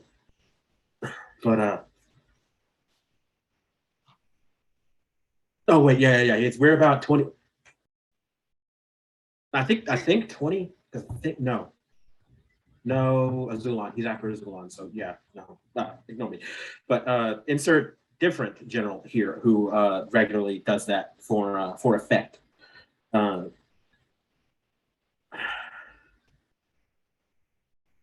there will definitely be some. Dragons are still, they are not like, ooh, everywhere. Dude, dragons in my shoes, get them the fuck out. But dragons are plentiful. They have only begun to be hunted by the upper echelons of the Fire Nation. It's still considered mostly taboo for anyone not of extremely noble status to hunt a dragon, and half of them are side-eyeing the other half. Sounds about right.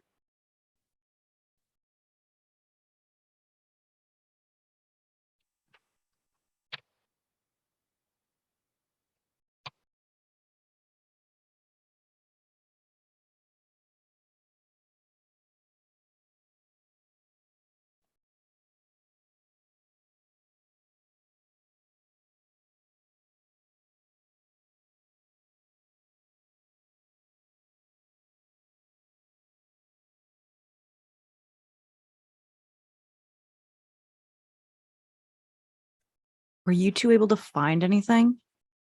Yeah. Lo Fong steps forward and he like tosses a bag onto the ground. Like I found some less attention grabbing clothing that everyone can change into. And I can let's just say I have experience getting in and out of places quietly. I can scout for an escape route. If you want, I can go with you. I've been stealing that from them since they've got here, so I have a general idea where their camps have been.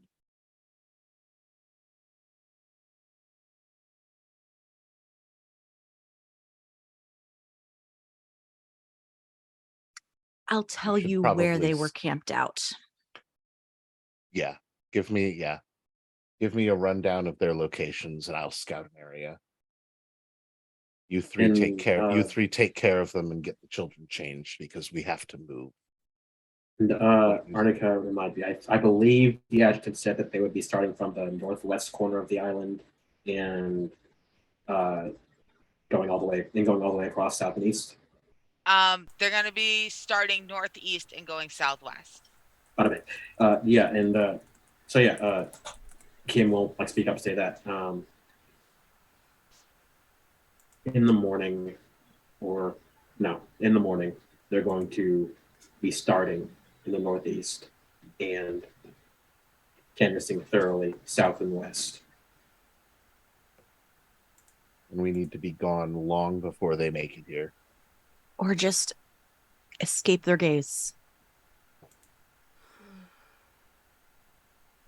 Hey, that What's likely sound. is it will need to be the air bison. The closest ship isn't coming for another 2 days.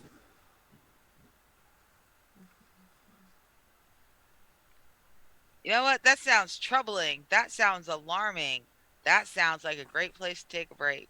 Let's take a break, everyone. All right, we Hell will yeah. take about 10 minutes here to stretch our legs, get some bios, get some snacks, and we will see you back here in about 10 minutes. So, Woo! see you later. Woohoo! Bye. Bye.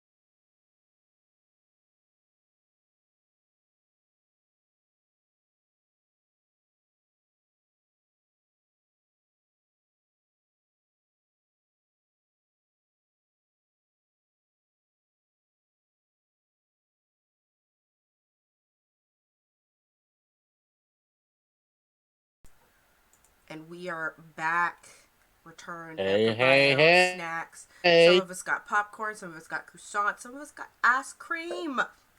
We're back, And one of halfway us done. ordered pizza. So, man, so I can't have pizza anymore. That sucks. Like, here's the thing: I can have a white sauce pizza, but I'm allergic to tomatoes now. So, and my husband is lactose intolerant. So there's just like this whole like, who wants to suffer for pizza these days? Like, and usually not as I much win as pizza out costs. because I'm the cute one. So Gotta love how that works. it's true. It's true. That's just having pretty privilege is so good. Anyway, so let's keep going. Like, go ahead, Arnica. It's all you. We got some. Go ahead. All right. So no, I already forgot what we were doing. Whole new game. We're gonna have to start from scratch. Okay. Let's, Bam. All You're A, right, you're let's B, you're C, you're go. D. Okay, so Scout escape so routes. we're planning escape routes. Thank you so much. Well, then that's not me. That's y'all. What you want to do? Y'all need to plan escape routes. I know like 7 ways y'all can get out. It's Yeah. a shame that I'm not playing, huh? Well, Woon was gonna tell Lo Fong about the Fire Nation camps that he knew about.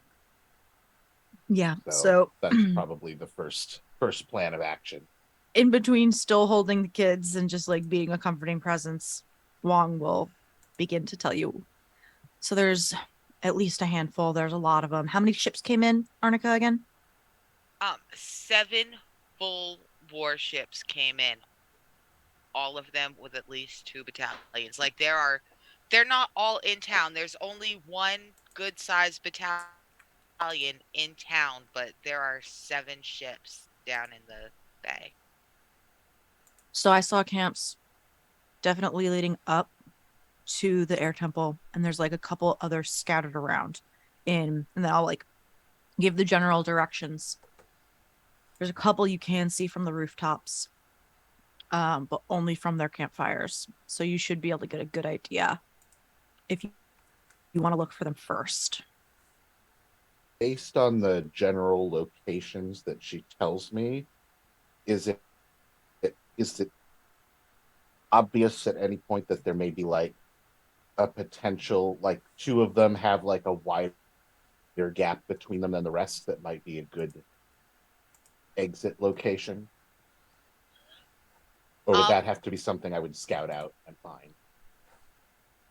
No, I can go ahead and tell you that the Fire Nation has planned this with the utmost thoroughness. They have executed this look, this was a flawless execution of terror. No one has ever done such a terrible thing with such efficiency. Fire Lord Sozin planned this shit down to where his garrisons would be located.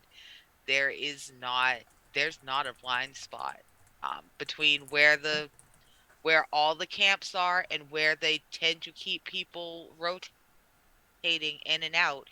There is primarily there's primarily always one person can slip in and out. Wong's been doing it. Lo Fong has to a certain degree been doing it, but you're not going to be able to move a whole big group full of people. The positive thing about the Fire Nation military, though, is they run like clockwork. They are very organized. They are on time for shift changes. They do their routes and they do them thoroughly. So that could probably be used to an advantage when moving them. We're going to need a little bit of luck on our side. The best luck is preparation. Mm-hmm. That's one thing I've learned. Well,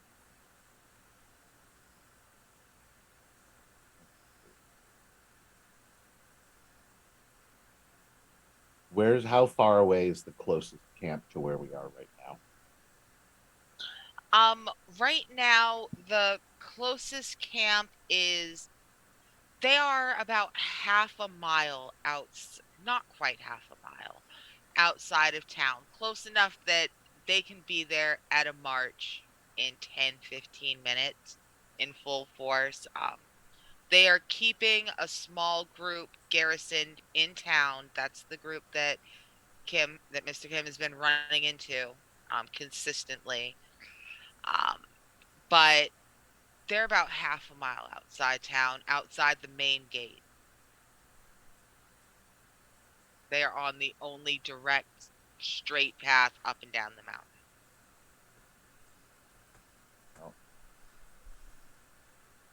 Well, if we're planning to get back to any of the air bison, that's the one we're going to have to deal with. Wait, air bison. Where did this come from? I'm just looking from Lo Fong to Kim Ji Woon to Kayam with this mention of air bison. I'm like, what? Just kind of like look over you. I'm still fretting over the nun. Just sort of like making sure that she's getting sugar and monitoring her status. But just sort of like look over. It's like I mean, getting on an air bison would be the quickest way out of here. They don't exactly have things that can fly to be able to catch up with us. That is if they don't. Like, Kayam pauses for a second and is like, that is if they don't exterminate the remaining bison in the air as well. And on top of that, how are we supposed to get one? And then where are we going with it?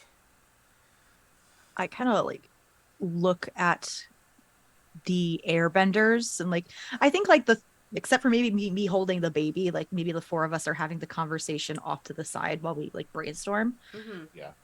I like look over like the rest of the airbenders and then like back at the group. Is just trying to find one. If our options are slim on where to get one, I don't think the best place to take them is back to the air temple. That would be causing so much harm if we can't find another location to find an air bison. On top of that, a stray air bison anywhere in the Earth Kingdom is going to be very noticeable, and all it takes is, paying someone, threatening someone. We could get made. One messenger hawk is all it takes. And Kim Ji-woon, my family has Your name, pull. bro. My family has reputation. My family has power. To a point, I can protect them. I Once. really don't think your name is going to put off the whole army. If that's what the Fire Lord wants.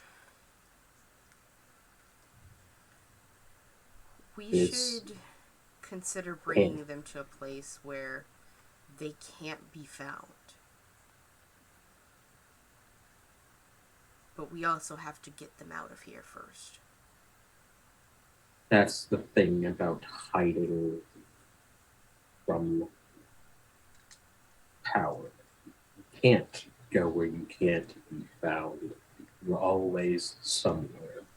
But you can go where they're not going to look, where they can't.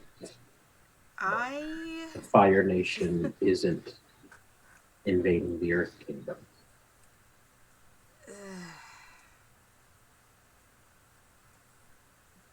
Yet. Arnica, is that true? Have they started doing the Fire Kingdom colonies in the Earth Kingdom at this point in the timeline? No, the Fire Nation colonies are all based around the garrisons that do not get pulled back. Yeah. So while this garrison, I'm just gonna let you guys know historically, while this garrison will be pulled back from Chime, it will not be sent back to the Fire Nation. this is the garrison that takes over Cranefish Town at the north of that bay and turns that into a Fire Nation colony. So there have been some colonies set up, but not necessarily in the Earth Kingdom yet. No, they are about to set them up. Okay, so they're about when when these 7 ships leave, 4 of them will be going back to the Fire Nation. Okay. 3 of them will be going up to what is Cranefish Town in the Earth Kingdom. Okay. They will be settling there, and they will be turning that into a Fire Nation colony over the next couple of years. I imagine Yeah. at first setting up a military outpost and then building out around it. Yes. Yeah. Like very strictly speaking, what Kim Jun is saying is simply incorrect. But he does not understand. He does not know this yet. As far as he is aware, this is an isolated, extremely alarming incident. Arnica. Yes. From my background and my, just fucking around with supply trains and eavesdropping and like sneaking around, how much do I know about what the Fire Nation has done over the last 3 to 5 years and what they're planning on doing in the next couple? Well, because you actually have a history beyond the last week or so of harrying Fire Nation supplies and garrisons and stuff, you are one of the few people who really knows that they've been moving supplies and garrisons under the banner of, oh, we're just helping with the pirates up in the northern shoals. We're just helping. But you've noticed that they've managed to just help themselves into a lot of places. Places that they were able to have secure launch points. So you know that, yeah, there's one if you go across the narrow strait and then up into the big bay, you know that there's a garrison there, and that's probably where they're going to pull back from. And you know that there are garrisons in other places. So you are right now the best person to be able to start putting together that this may have happened in more than one place. Listen, I've been messing with them for a while, and I don't know the exact details, but the Fire Nation is planning something large scale, and the Earth Nation is not going to be safe forever. I think our best option is escaping notice from them now, and then figuring out our options when they leave to go back to the garrison. And we have to figure out how we're going to escape notice, whether that's leaving on an air bison, finding a route, or hiding somewhere in town from the suite. I have a place. It's going to be total. What was that, Obadiah? You're really quiet. The fleet is going to be total. They're not. If they're not somewhere they can't be found, they will be. Wait. Why is the Fire Nation doing this to be... we disconnected. Hold on a second. OBS disconnected. We're at 0 kilobytes per second. Rude. Oh, So rude.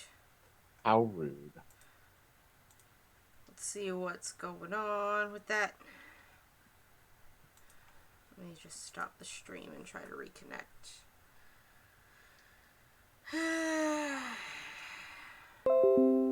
Disconnected, reconnecting. Alright, let's see if that goes back up.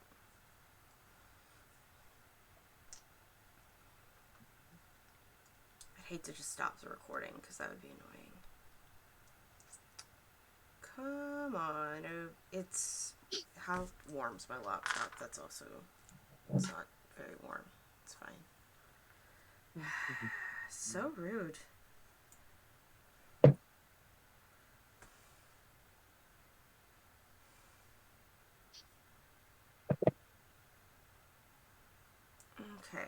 Okay. Looks like we got OBS back and running. Everyone refresh. Hey, there we go. Yeah. Hey, we back. Back Woohoo! up. Refresh page. We did We it. are We did it. We did it. We alive. did it.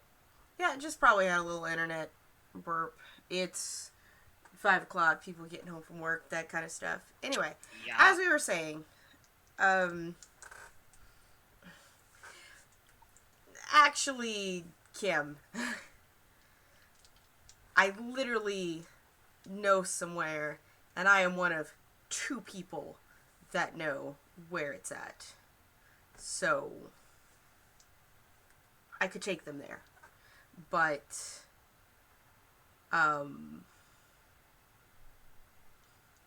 I to say refuse to do it with an air bison. At least all the way. Can you clarify? Maybe not where, but like what type of place this is and why it's safe. It's it's very isolated.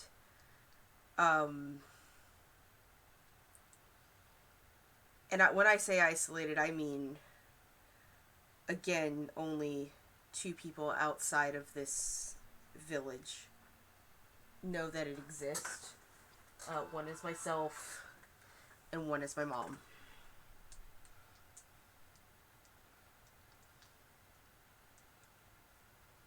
I assume it's somewhere in the Earth Kingdom interior, yes? Yes. Then at some point we sell the bison on, move the wagons.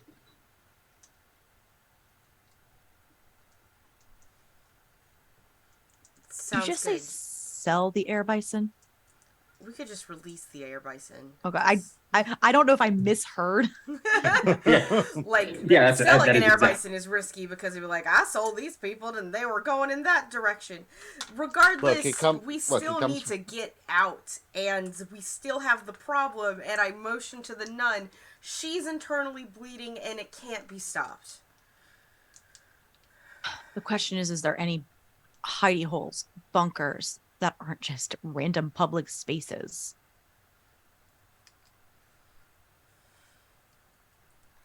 Listen, In her condition, we can't travel quickly, and that's what we would need to do to get out before the sweep. we can't move. So we need her. to find a place to hide until the sweep is over. And Or then if- move after. Do you mean that she cannot be moved from this spot, or do you mean that she cannot be moved very She's far? going to die regardless She's not unless fit for a more travel. advanced waterbending healer can get to her. Then the real problem is that we need another waterbender here, yes? Yeah. I don't know if there's any. And not even just any waterbender, a healer who is specialized in this. They are either here, there's one here, or there's nothing to be done. And at the very least, I know where the bar is, and if they are here, that's where we'll find them. I hate to be the bearer of bad news, or just the one that says it. But we could just leave her. I think making that decision for her is a shitty thing to do. Right. But And if we for- linger, and I like I'm just saying, if we linger too long, whether it's to find another bender, whether it's to find other escape routes, or whether we get caught another safe place to hide after whatever the sweep, it's highly more risky to do that than it is to leave with the children. Then I suppose I should find that bender quickly, because I think we have seen enough air nomads die already. And I'd rather not ignore this one. And with that, Kim is going to turn on his heel and leave.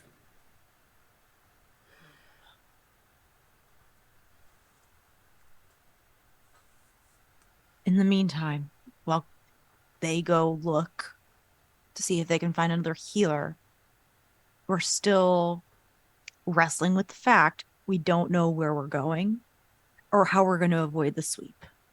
Yep. We can either bunker down and try and hide somewhere, or maybe while they're doing the sweep, we try and double back where they've already looked and they're not going to look again. That was my idea. It's double back, follow their traces, eventually just to the city exit. In disguise. Lo Obviously. Lo In the Fong's been cover of night. quiet. Yeah. Lo Fong's been quiet for a bit, and he's like, if they're already done at the temple, that might be the safest place to hide. I really don't want to bring these kids who have been traumatized already back to the temple. Would you rather traumatize them again or let them die?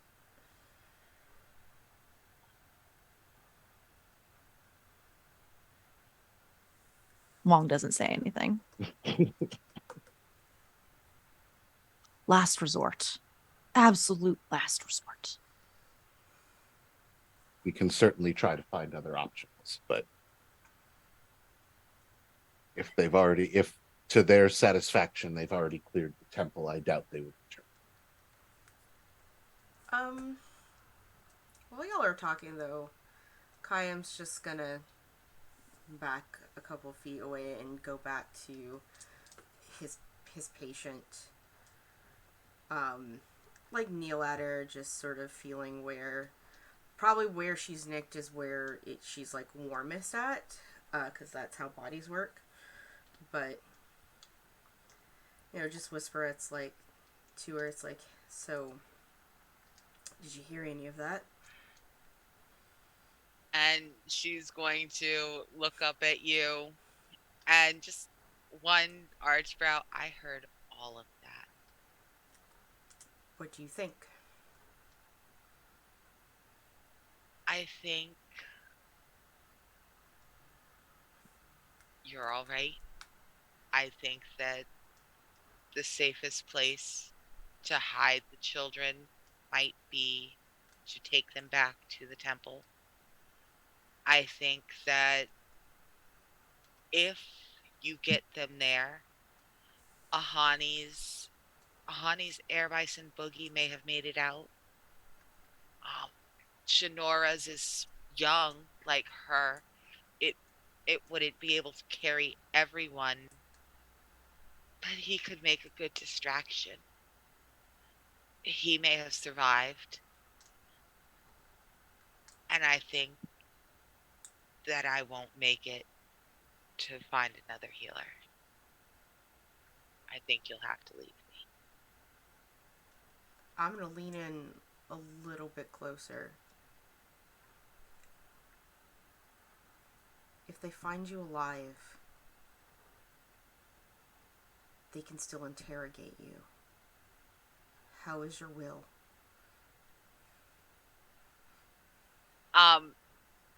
I don't think you've ever really seen an airbender look vicious before.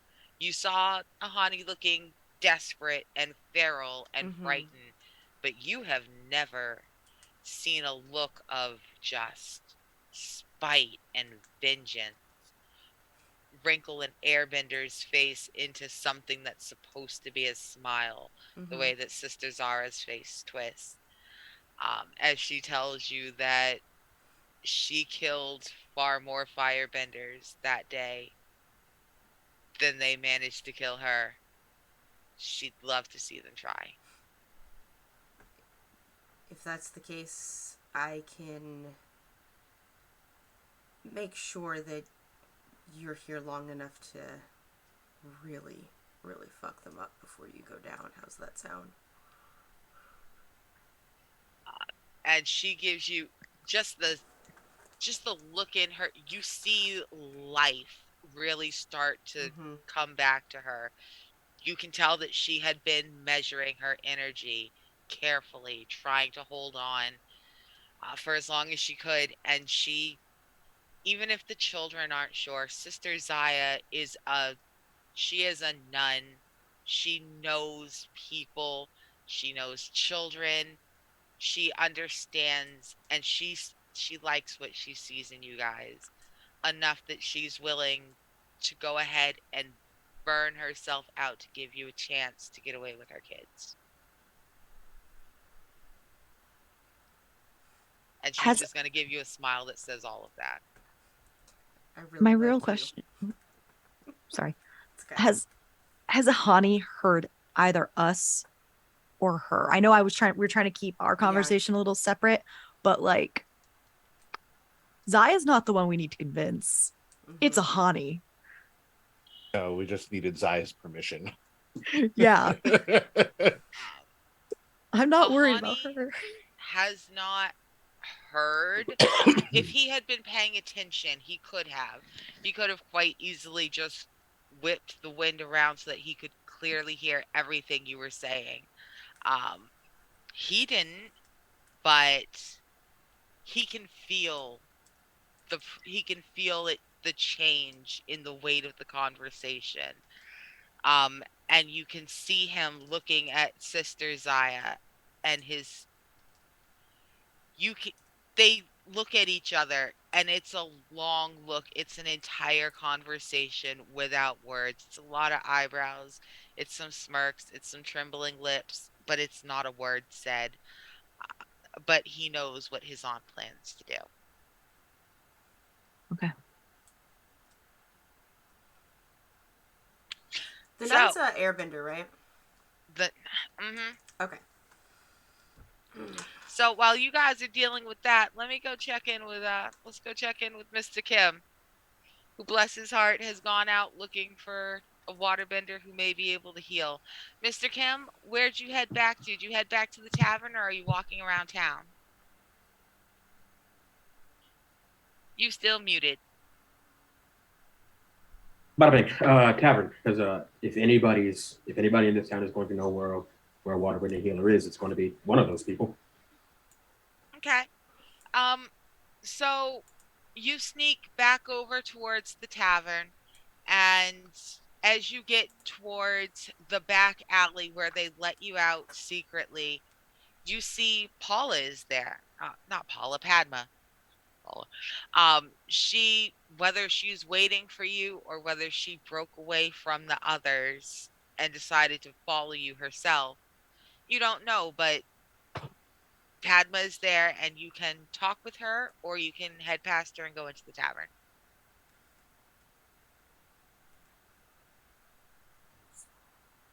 None. Very badly injured. Is there another healer in this town?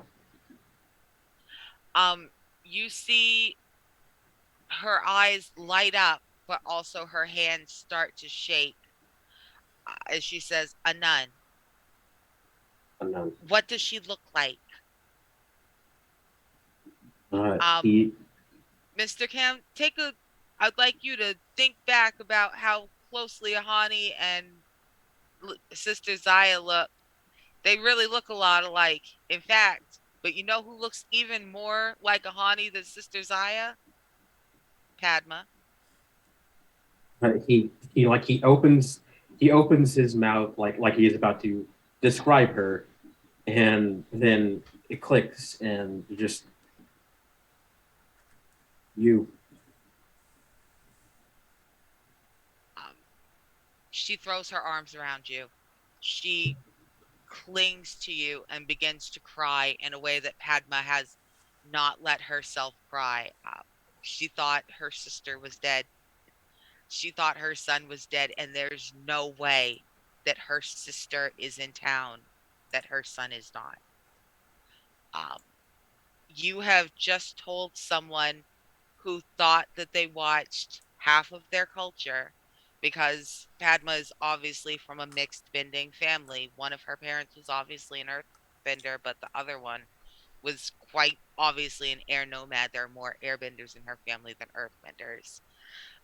You watched someone who thought she saw the entire other half of her culture and her child and her sister slaughtered. You just told her her family's alive. There is nothing this woman will not do for you as long as you are in Chime.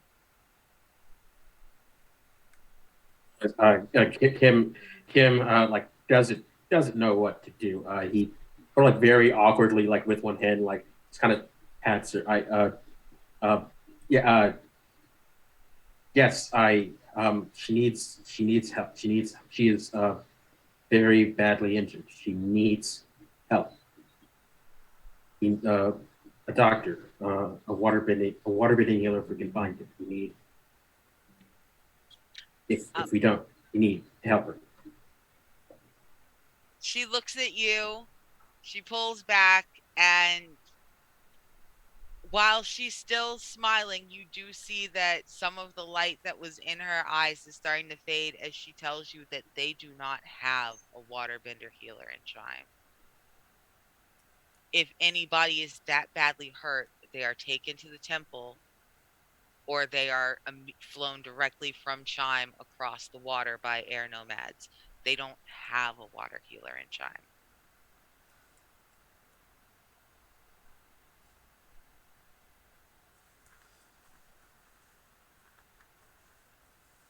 We need to see your sister. All right. So if you would like to lead her back, she will follow you. Yeah, that's what he's gonna do.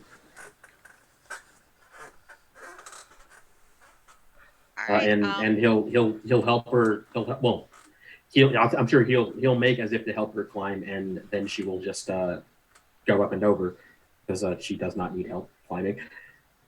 He does not even need to climb. Does not, in fact, because of her mixed bending heritage, she is, like I said, ridiculously adept at dust stepping. Because what she is doing is she is not just manipulating the dust, she is in her own right manipulating the cushion underneath it. She may not be able to move air in any other form, but when she puts dust on air, that air is solid for her. So she is up very quickly. And honestly, if you're quick enough, if you'd like to risk it, if you'd like to try to roll it, if you're quick enough, you might be able to boop, boop, boop right up behind her.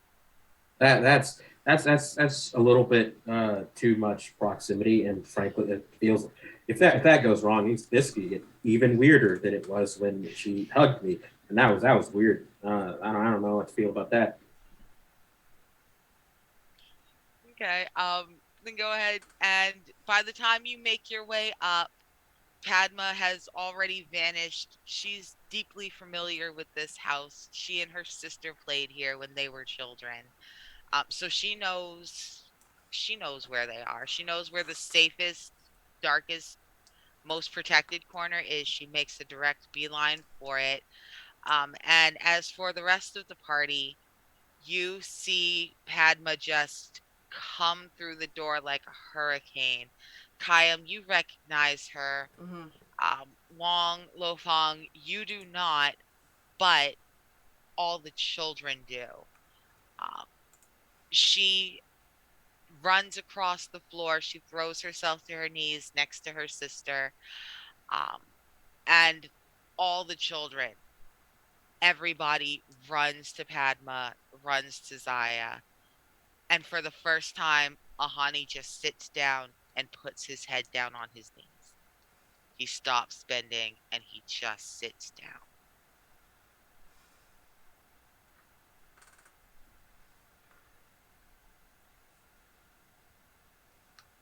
So emotional. What you want to do? I'm gonna give them their moment. Yeah, Absolutely. Lofong is gonna go to Kim and tell him what we discussed during his absence. Can I know this is super. You know what? Never mind. I got it. No. Like, just to have a little, like, of a retcon conversation with Ahani. Not Ahani, his aunt, or nun. Daya. Is coming up with some sort of plan with her. Because Okay. he has an idea. The medical idea is one, but after that, he might have suggested, in order for us to have some cover, since she planned on going down with the fight anyway, would she be willing to be a distraction? Okay. And now that her sister is here, Mhm. Here is what's going on with our survivors. Uh, so, as Zaya and Padma begin to talk, it's pretty obvious that Zaya is not going to survive. You have done a fantastic job, Kayam. You are, I mean, you obviously know what you're doing, but you're not a water healer. You did Yeah. not spend decades It's at the North Pole. You have done fantastic work for someone who's not supposed to be able to do this I, as good as you I did. was there for 2 weeks and decided it wasn't for me. They, Like, um, healing is a woman's job, apparently, according to the Northern tribe. Bullshit. right. So, like, you've done great, but it's already, she's got maybe 6, 7 hours in her if she lays real still, Mhm. 2 or 3 hours if she gets rowdy. And you can tell that the two of them know this. Mhm. Um, and so while Padma physically, you can see her struggling not to turn and go to Ahani. You can see Ahani struggling not to come interrupt this moment between his mother and and her sister. Um, they're focusing, they're planning. Because right now there is, it's obvious to all the adults Zaya will not survive. And so what they need to do is plan how to get the children out. And right now that means giving the children to you for. They don't know you, and you're still the best bet. So, what they will tell you is that they have a couple different options for plans that may or may not work. They are not full plans, they are just little pieces of ideas. You can work with them, you cannot work with them, but they do have some suggestions. Zaya has one suggestion, Padma has a different one. Who would you like to talk to? I think we should talk as a group. Okay. That's my opinion. Yeah. Let's hear both plans and see I mean, two of you've got plans and see which one works and which one we can aid in better so that this becomes successful. At least plan the first part becomes successful, and that's getting these kids into. Are we going to the air temple, or are we just fucking leaving, guys? We have to figure out how we're avoiding first, whether that's leaving or hiding. Sounds like maybe leaving, since when I look over at Sister Zaya is staying. But let's hear everything and see what works best with our strengths. So y'all thought I was being weird. Y'all thought I was asking a random question at the beginning of this episode when I asked about you and your characters in Game of Thrones. How familiar are y'all with Robert's Rebellion? I'm Who? not. Not at all. There we go. Good. So y'all don't know how this is going to go. Oh, the So, Baratheons rebellion. That shit. yeah. Okay. Do you remember That the Battle of the Robert. Bells? Yes. That Yeah. Robert. Gotcha. So, in the Battle of the Bells, Robert Baratheon is cornered as a young man in this one town. The town is surrounded by the Targaryen and the Tyrell army. So they move Robert from house to house to house, just ahead of the oncoming army, shuffling him in and out through back doors, through priest holes, through places in the floor, through smugglers' tunnels, through things that earthbenders could make just by stomping their feet. You could be moved from building to building to building. It's not necessarily the safest way. You will have to make sure that you are moving them in and out of buildings early enough that nobody hears the grinding of the earth moving. That you have skilled enough earthbenders in the building to not make it visible that, ooh, we just dropped a 6 foot section of floor out of the middle of this room. Mm-hmm. Um, the other option is that there are there are lots of air bison that survived. Most of them took off like spooked horses. And whether they were bonded to an airbender or not, most of them took off. They are hiding in the woods on the mountains on this side. They're hiding in the woods on the mountain on the other side. And ones who were bonded to nuns and to children at the temple have returned to their barn. They're waiting for their people. So That's up at the there temple, correct?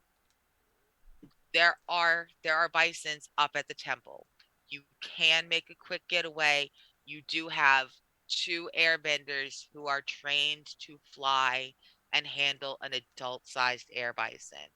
And there are still enough in the sky that it will not immediately be suspicious that there is someone on that bison. They may not promise, but they may think that it's just another bison upset and roaming, trying to figure out where to settle. So that is what they are able to tell you, that there is an option to escape on bisons, but you will have to go back to the temple, and that you can be shuffled around underneath the city, but you will have to trust that you can be moved back and forth without the garrison catching you. Those are the only two plans that Padma and Zaya have been able to come up with off the fly.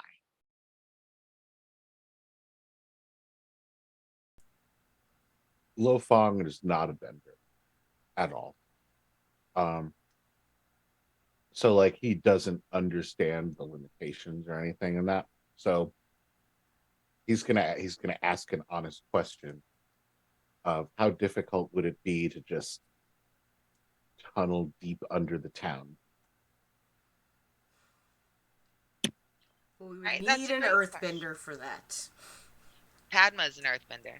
Padma's an earthbender. Most of this town are earthbenders. There Mhm. are other air nomads who are not benders or people of mixed descent, but primarily this town is earthbenders. Mm-hmm. That said, to tunnel underground, let's say we need a 6x6 space, you'd have to do it without, the problem is doing it without anyone noticing. You're When gonna the have, earth moves, yeah. people notice. You're gonna have to go deep enough for it to not be immediately noticed. And the thing is that like, is it an earthquake? It's very suspicious. It would actually probably cause more attention than just being disguised and slinking to shadows and trying to avoid the roots of the bad guys in general.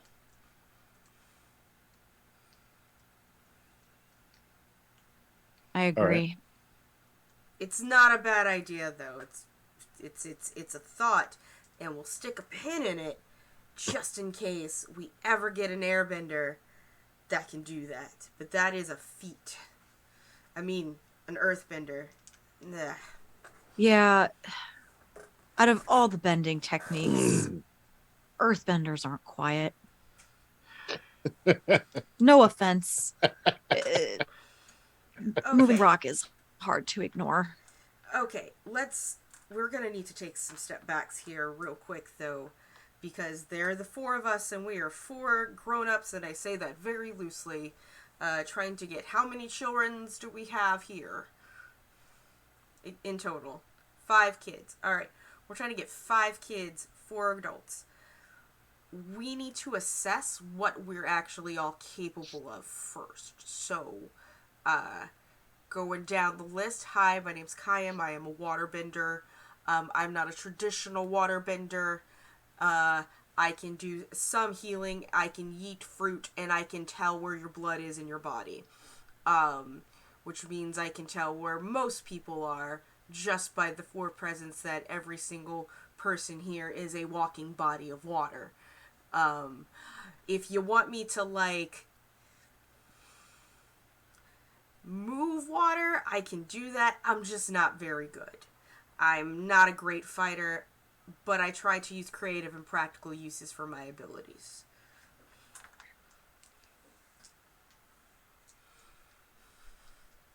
Next. Take this tomato evil. Like, next. And I look over at Lo Fong.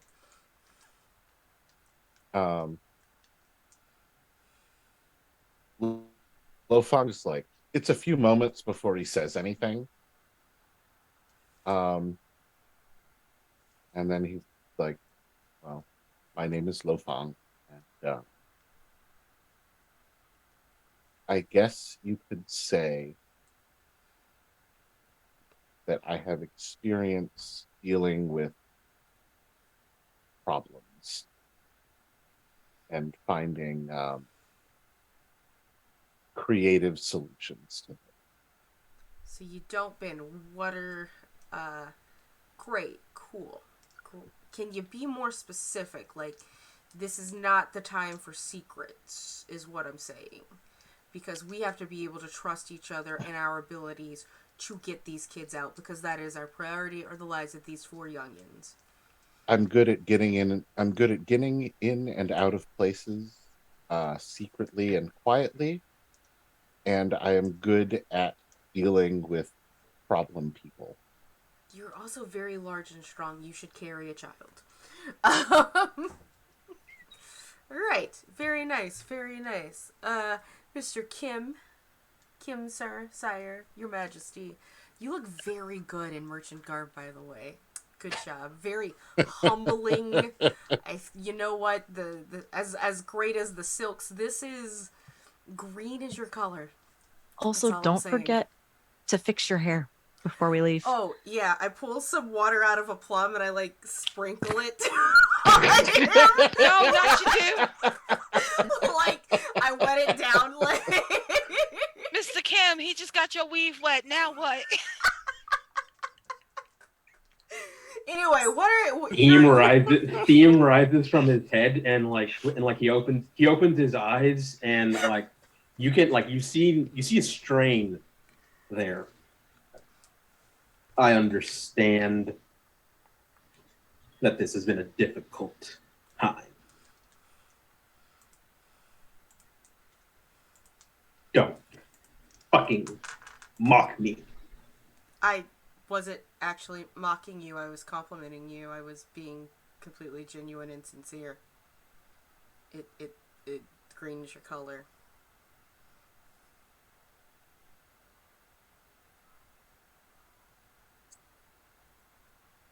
Anyway, what can you do, Kim Ji-woon? What are your strengths? Yeah. Can you firebend? Lightning bend.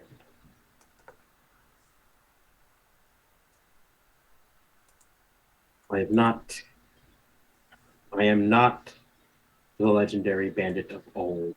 I cannot throw lightning bolts. At least not yet. But I can firebend. I can lightning bend. At least by the standards of my honored grandfather. I'm quite good. More to the point, I am Kim Ji-woon. I am the only son of my honored father. We are a family of some influence and some great amount of resources. Your influence, if thrown around, is going to draw attention. And we don't want attention. So respectfully, maybe try not to do that. I will defend him on a slight note, is that his name did get us out of a pickle when we were caught in the street. So let's not say never try to do that, but only do that when it's necessary, strategically, which I trust that you can do. And that is a move for me. Hmm? Yeah, Nice. it's called, Straight shooter. Well, you're an NPC. I don't know if it counts for a PC. What does it do? When you tell an NPC the blunt, honest truth about what you really think of them and their plans, you roll on focus. On hit, they'll look upon you honestly, favorably, and they'll answer It doesn't really do anything for PCs. Like- It's very like- much like an NPC thing, right? But you do Yeah. a good point. Yeah. Like you make a good point. So like But it's still cute. It's still Yeah. great. Yeah. so Wong it just it's just like fine. Encouraging you. But Yeah. maybe not when the airbenders are in the same room.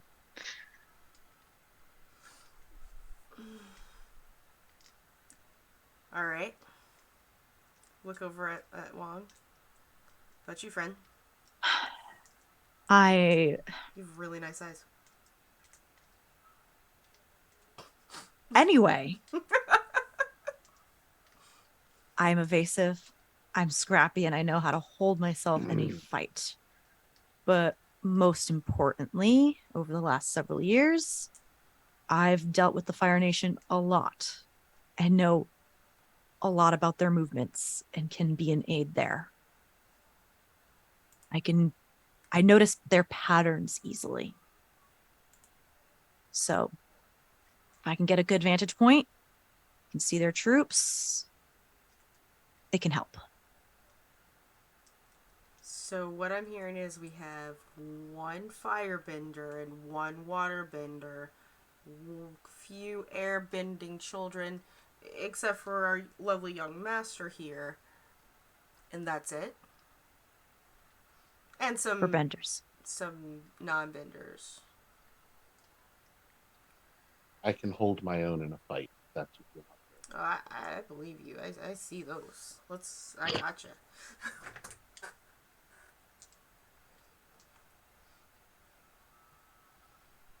And that seems to be an accurate assessment of what you got. You got 4 children, 3 of whom are obviously too young to fight. Mm-hmm. One of whom she's 11. She is trained, but she's not by any means a master.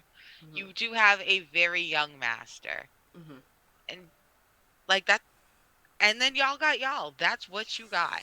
And And we a have handful of the clothes. distraction. And some plums. Yeah. There's some daikons, not just plums. There's some daikons. There's some carrots. forgetting There your are some daikons. There are some plums, and there is a rotting peach. Oh, no. We have established. The best one right there. Yep. Yeah, no, that is the best one. Nobody pay now attention to the it's fact that I just canon, wrote have down to rotting use it. peaches. Then it seems like the best thing we can do is move what we have and move it on. Unless we can enlist the aid of a good deal of this town's people, shuffling ahead of that thorough search will prove difficult.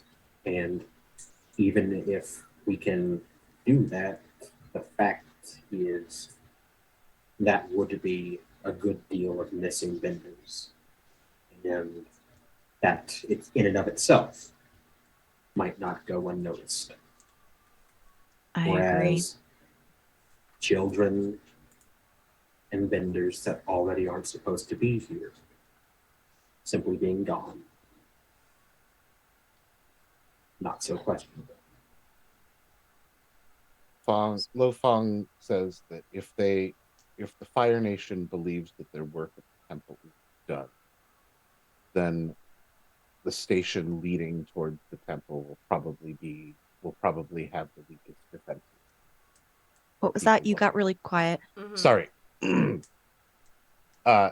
If the Fire Nation believes that their work at the temple is done, then the way out of town leading to the temple will probably have the lightest defenses and observation. I agree. Expecting it to be empty is... I don't think it would be empty, but... It will not be empty, but I would imagine that they would have moved most of their resources to the other ways out of town. They would need the people for the sweep. Then they would need to head back to the ships, pack up and leave. Yes. So I think our best chance is to make for the temple. And we'll handle whatever firebender sentries are hanging out there. As much as I want to give. What was that? I have some experience getting past lightly defended positions. And as much as I want to wait for Ahani to be completely rested and everyone to be completely rested, we can't wait for the sweep to start before we move. We do not have the time. We have to get moving 4 hours ago. Yeah. About how long is it before the sweep starts at this point? It has gotten quite late. Honestly, you guys are going to need to wrap it up soon because they will be back in the tavern to pick up Mr. Kim in half an hour. Yep. The sweep will be starting very early in the morning. Like, they're gonna start banging on people's doors at like 2 a.m. so that they catch them in bed. They catch them unable to hide anybody that they may be hiding. They're coming through like fucking fascist assholes. They're gonna be coming through at 2 to 3 a.m. So you guys got like 6 hours. Or more likely a little bit less than 30 minutes. If I'm going to help at all, it's not going to be very useful if I am far out of position, being awoken at 2 a.m. Has Kim told? Oh, sorry. Go ahead. And as a point of fact, they're going to be coming to check on me soon. It's bad enough that now my hair is wet and I am dressed in clothing they did not leave me with. I can change one of those things.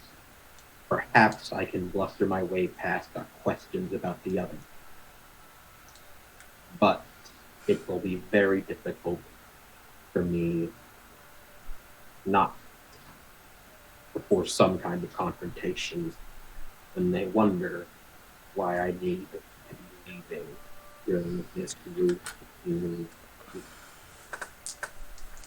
Change back, lie to their face, and say someone splashed water on you because you're Fire Nation. Not that unbelievable. I mean, we have a whole bunch of airbenders here that could just dry your hair really quickly. You're not that damp. It was a Plumsworth. Just so you know, if anyone looks over, that haunted, silent little girl has looked excited. She has looked up for the very first time as soon as y'all said, hey. And we're disconnected again. As soon as y'all said hair needs to be dried, she is now Mr. Kim. She's got a haunted, beady-eyed little look on you. She is on it. He doesn't know what to do with that, so he's just like he kind of like freezes, and looks back, like blinks, and then just like kind of like looks around, like there's supposed to be an answer somewhere else. Lo Fang goes over to Kim and he just says, I think the most helpful that you can be right now is if you get yourself changed back and then beat that patrol and convince them that everything is normal. Are you able to do that?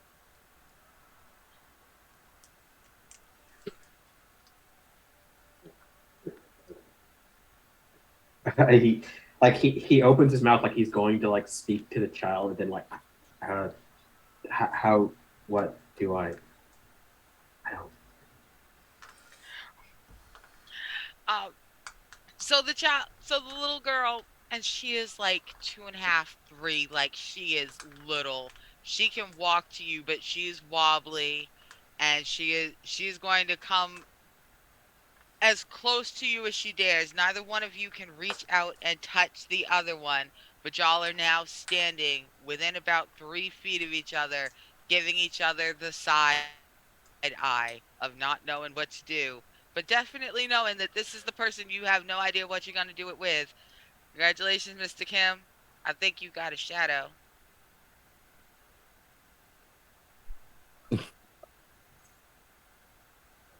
I, he like he kind of he doesn't like he like he half like he kind of like half like reaches out and uh and then like kind of just like lets the hand like just kind of like rest like in like she can approach like if she so chooses, then like looks back like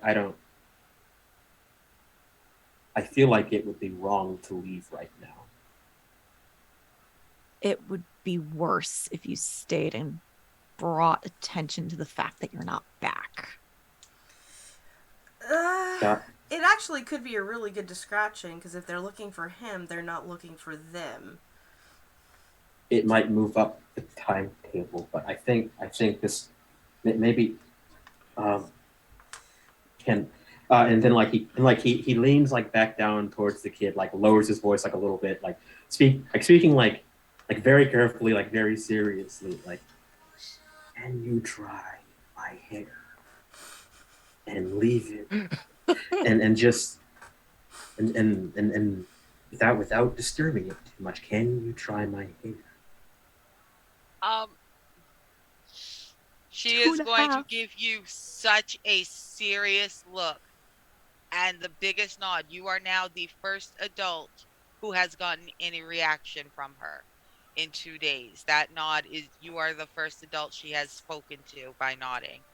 And she's going to do such a bad job, Mr. Kim. It's going to be great. She's going to stomp her little foot, and you are going to be absolutely damn near knocked off your feet by the strength of the gust.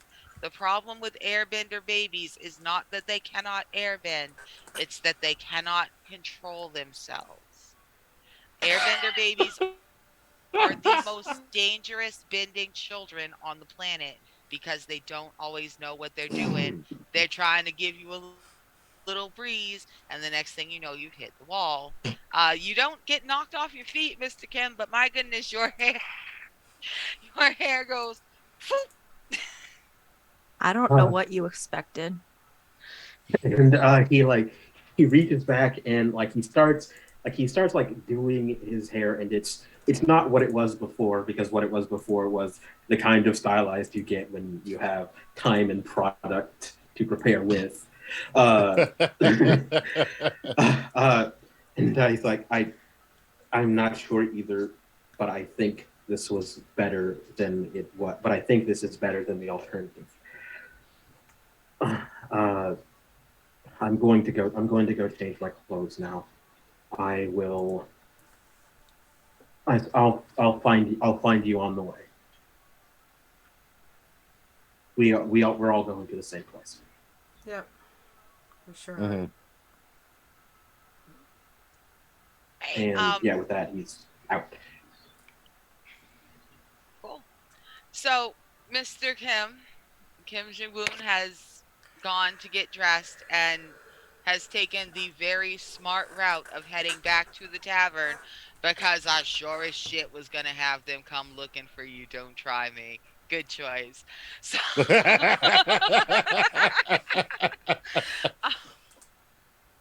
so while Lo he's Fong will stay with him though, because Lo Fong wants to get an idea of what this patrol is like.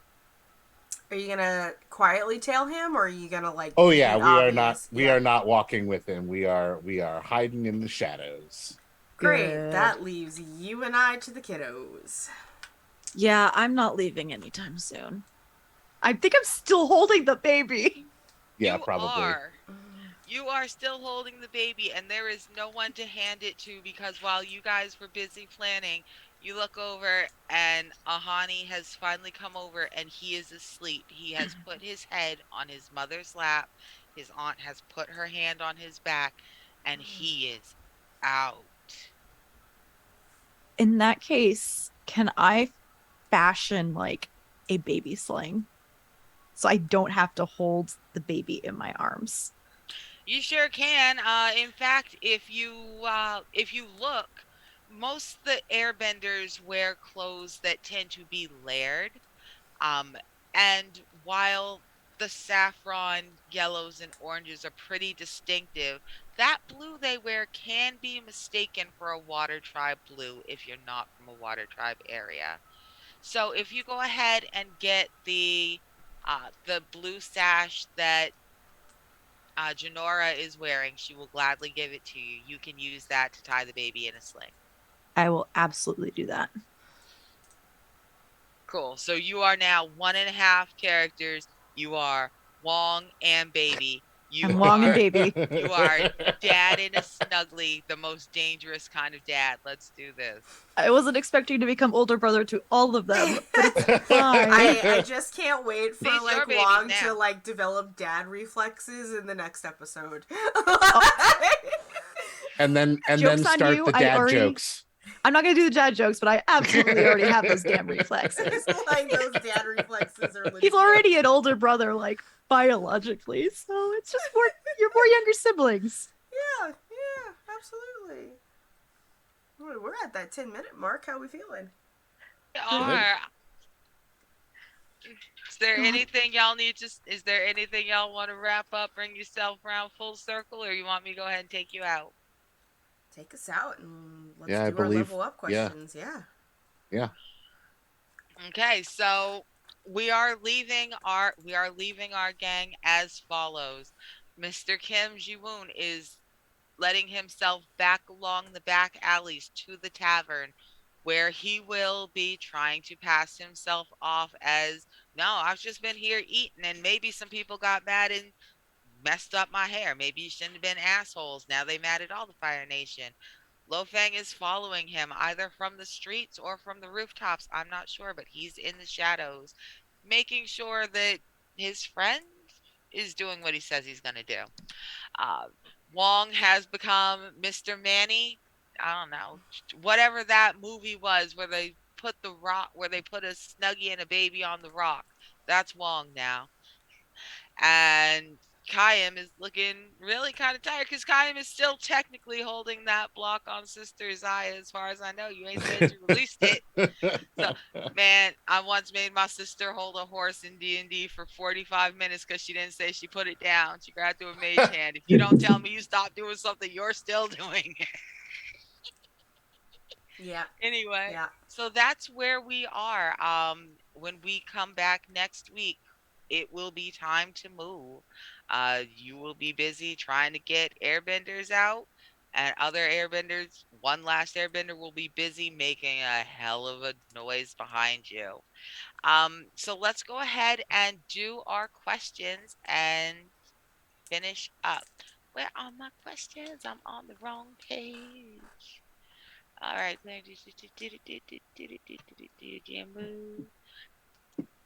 So many pages. I thought I had it on the right one and I scrolled. All right. So, growth questions. People, did you learn something challenging, exciting, or complicated about the world today? I would say yes. We learned about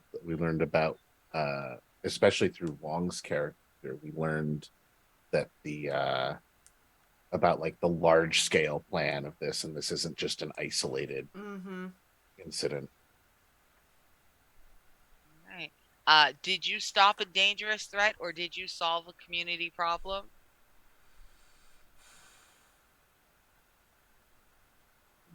I would say that we've at least Work in progress. We did in fact solve a community problem because we sent Kim back to the tavern. That's so funny. I would have said because you Well, reunited a family who thought they'd never see each other again, but by all means, you kicked Mr. Kim out the building. That's that was way more important. Way more important. Kim Ji-woon has been put back. That's all that matters. Well, not Most quite important yet. part. Not quite yet. You're on your way back. Right. And finally, did you guide a companion towards balance or did you end the session at your center? I'm at center. And I'm at center. I've also not touched off center. I am not at center. I have not Uh, moved at all this session. And then And personal now, questions. right? And now you each have a personal question. Go ahead and get that. Let's start with Val. Yeah, I'll go first. Did I express vulnerability by admitting that I was wrong, or that I should have listened to someone you ignored? Yes, I thoroughly admitted that I am a terrible. That I am not an expertise in healing and could not heal her, like that. Like could not heal that wound. I would say that that is definitely qualifies. Absolutely. Mayor Wong.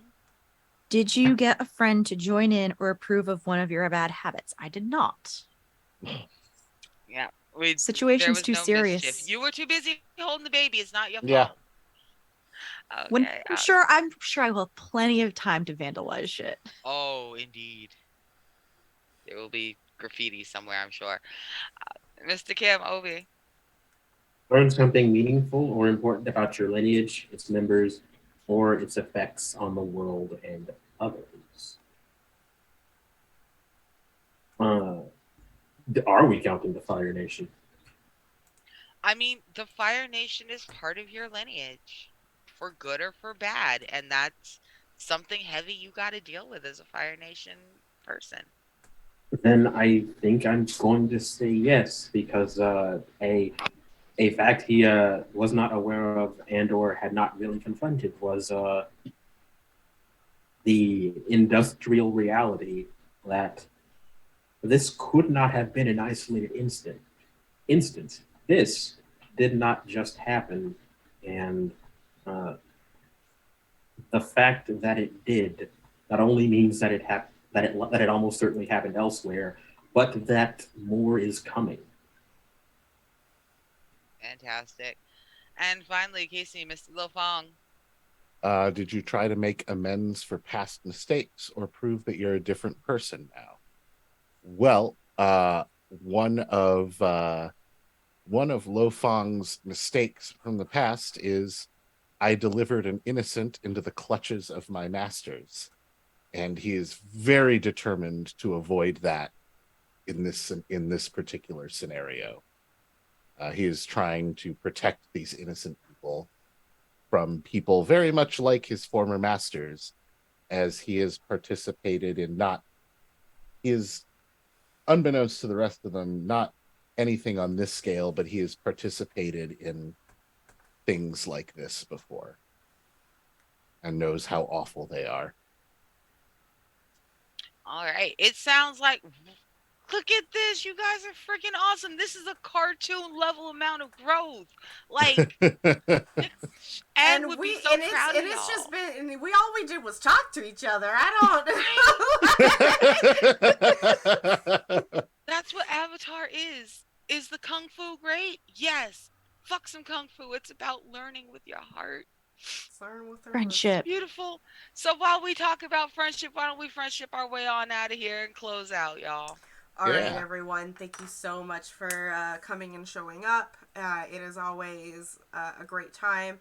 As far as the rest of the week goes, what's going on the channel? What's going on with me? All that great stuff. First and foremost, on Sunday, you can find me over at Natural One at Nat One Heroes, and One is spelled out, where I play some Rime of the Frost Maiden. I died. I was a ghost for like a bit, and now I'm not. Like Frost Maiden's weird, but anyway, yeah, we're a polysexual, polycule, something going on. I don't know. There's a lot of stuff going on. It's very weird. I love it. On Thursdays, you can find me over on Wandering DM's channel, where I play a game of Quietist. I play an ex-LDS member who happens to read a lot of Stephen King and is the only one that realizes that they're in a horror movie and no one else does. Like, so it's This like seems familiar. this. Wait.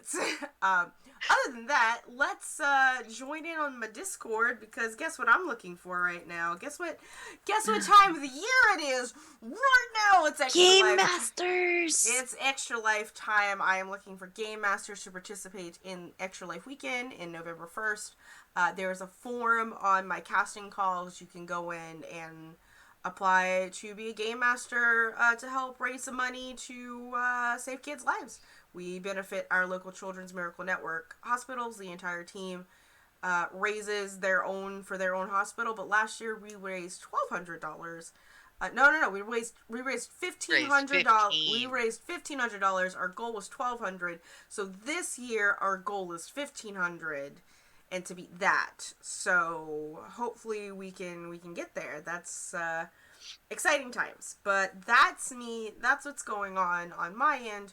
All of my other wonderful friends, what are you doing? Going the opposite way, so go ahead. Mare, you're up first, I believe. Hello, everybody. My name is Mare. You can find me on Twitter at Archmage of Dice. What I am currently doing now during the week is this game on Fridays, of course. On Wednesdays, I am the producer for a game called Once More Into the Void, where it's just this painful crew in space defeating an enemy, and the finale is next week. Please, it's going to be great. And I also GM a game of Printweaver on Saturdays at 1 p.m. Eastern time on Friends Who Roll Dice, where it is a Souls-like game where my players are going to die a lot, hopefully, and they're journeying north. Hint for tomorrow, they're going to face some kaiju. Take them. It's going to be exciting. Nice. And that's all I got.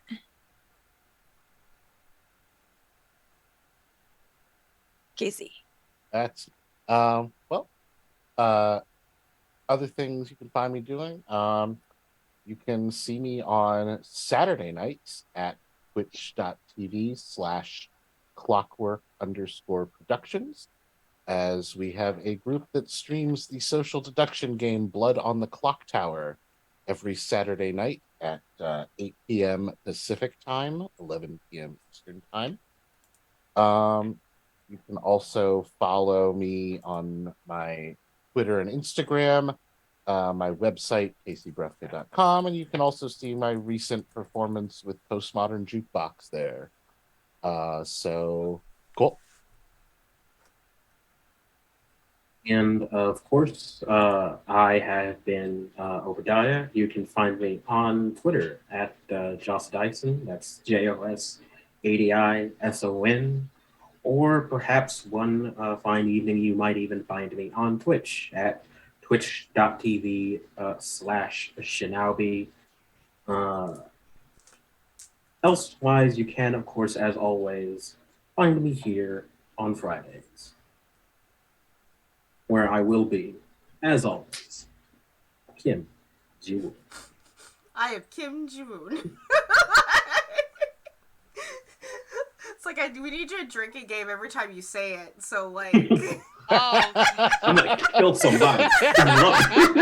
Like, just let me know. I'm gonna have to make sure that's our equivalent of a beach episode, because we will not get shit done.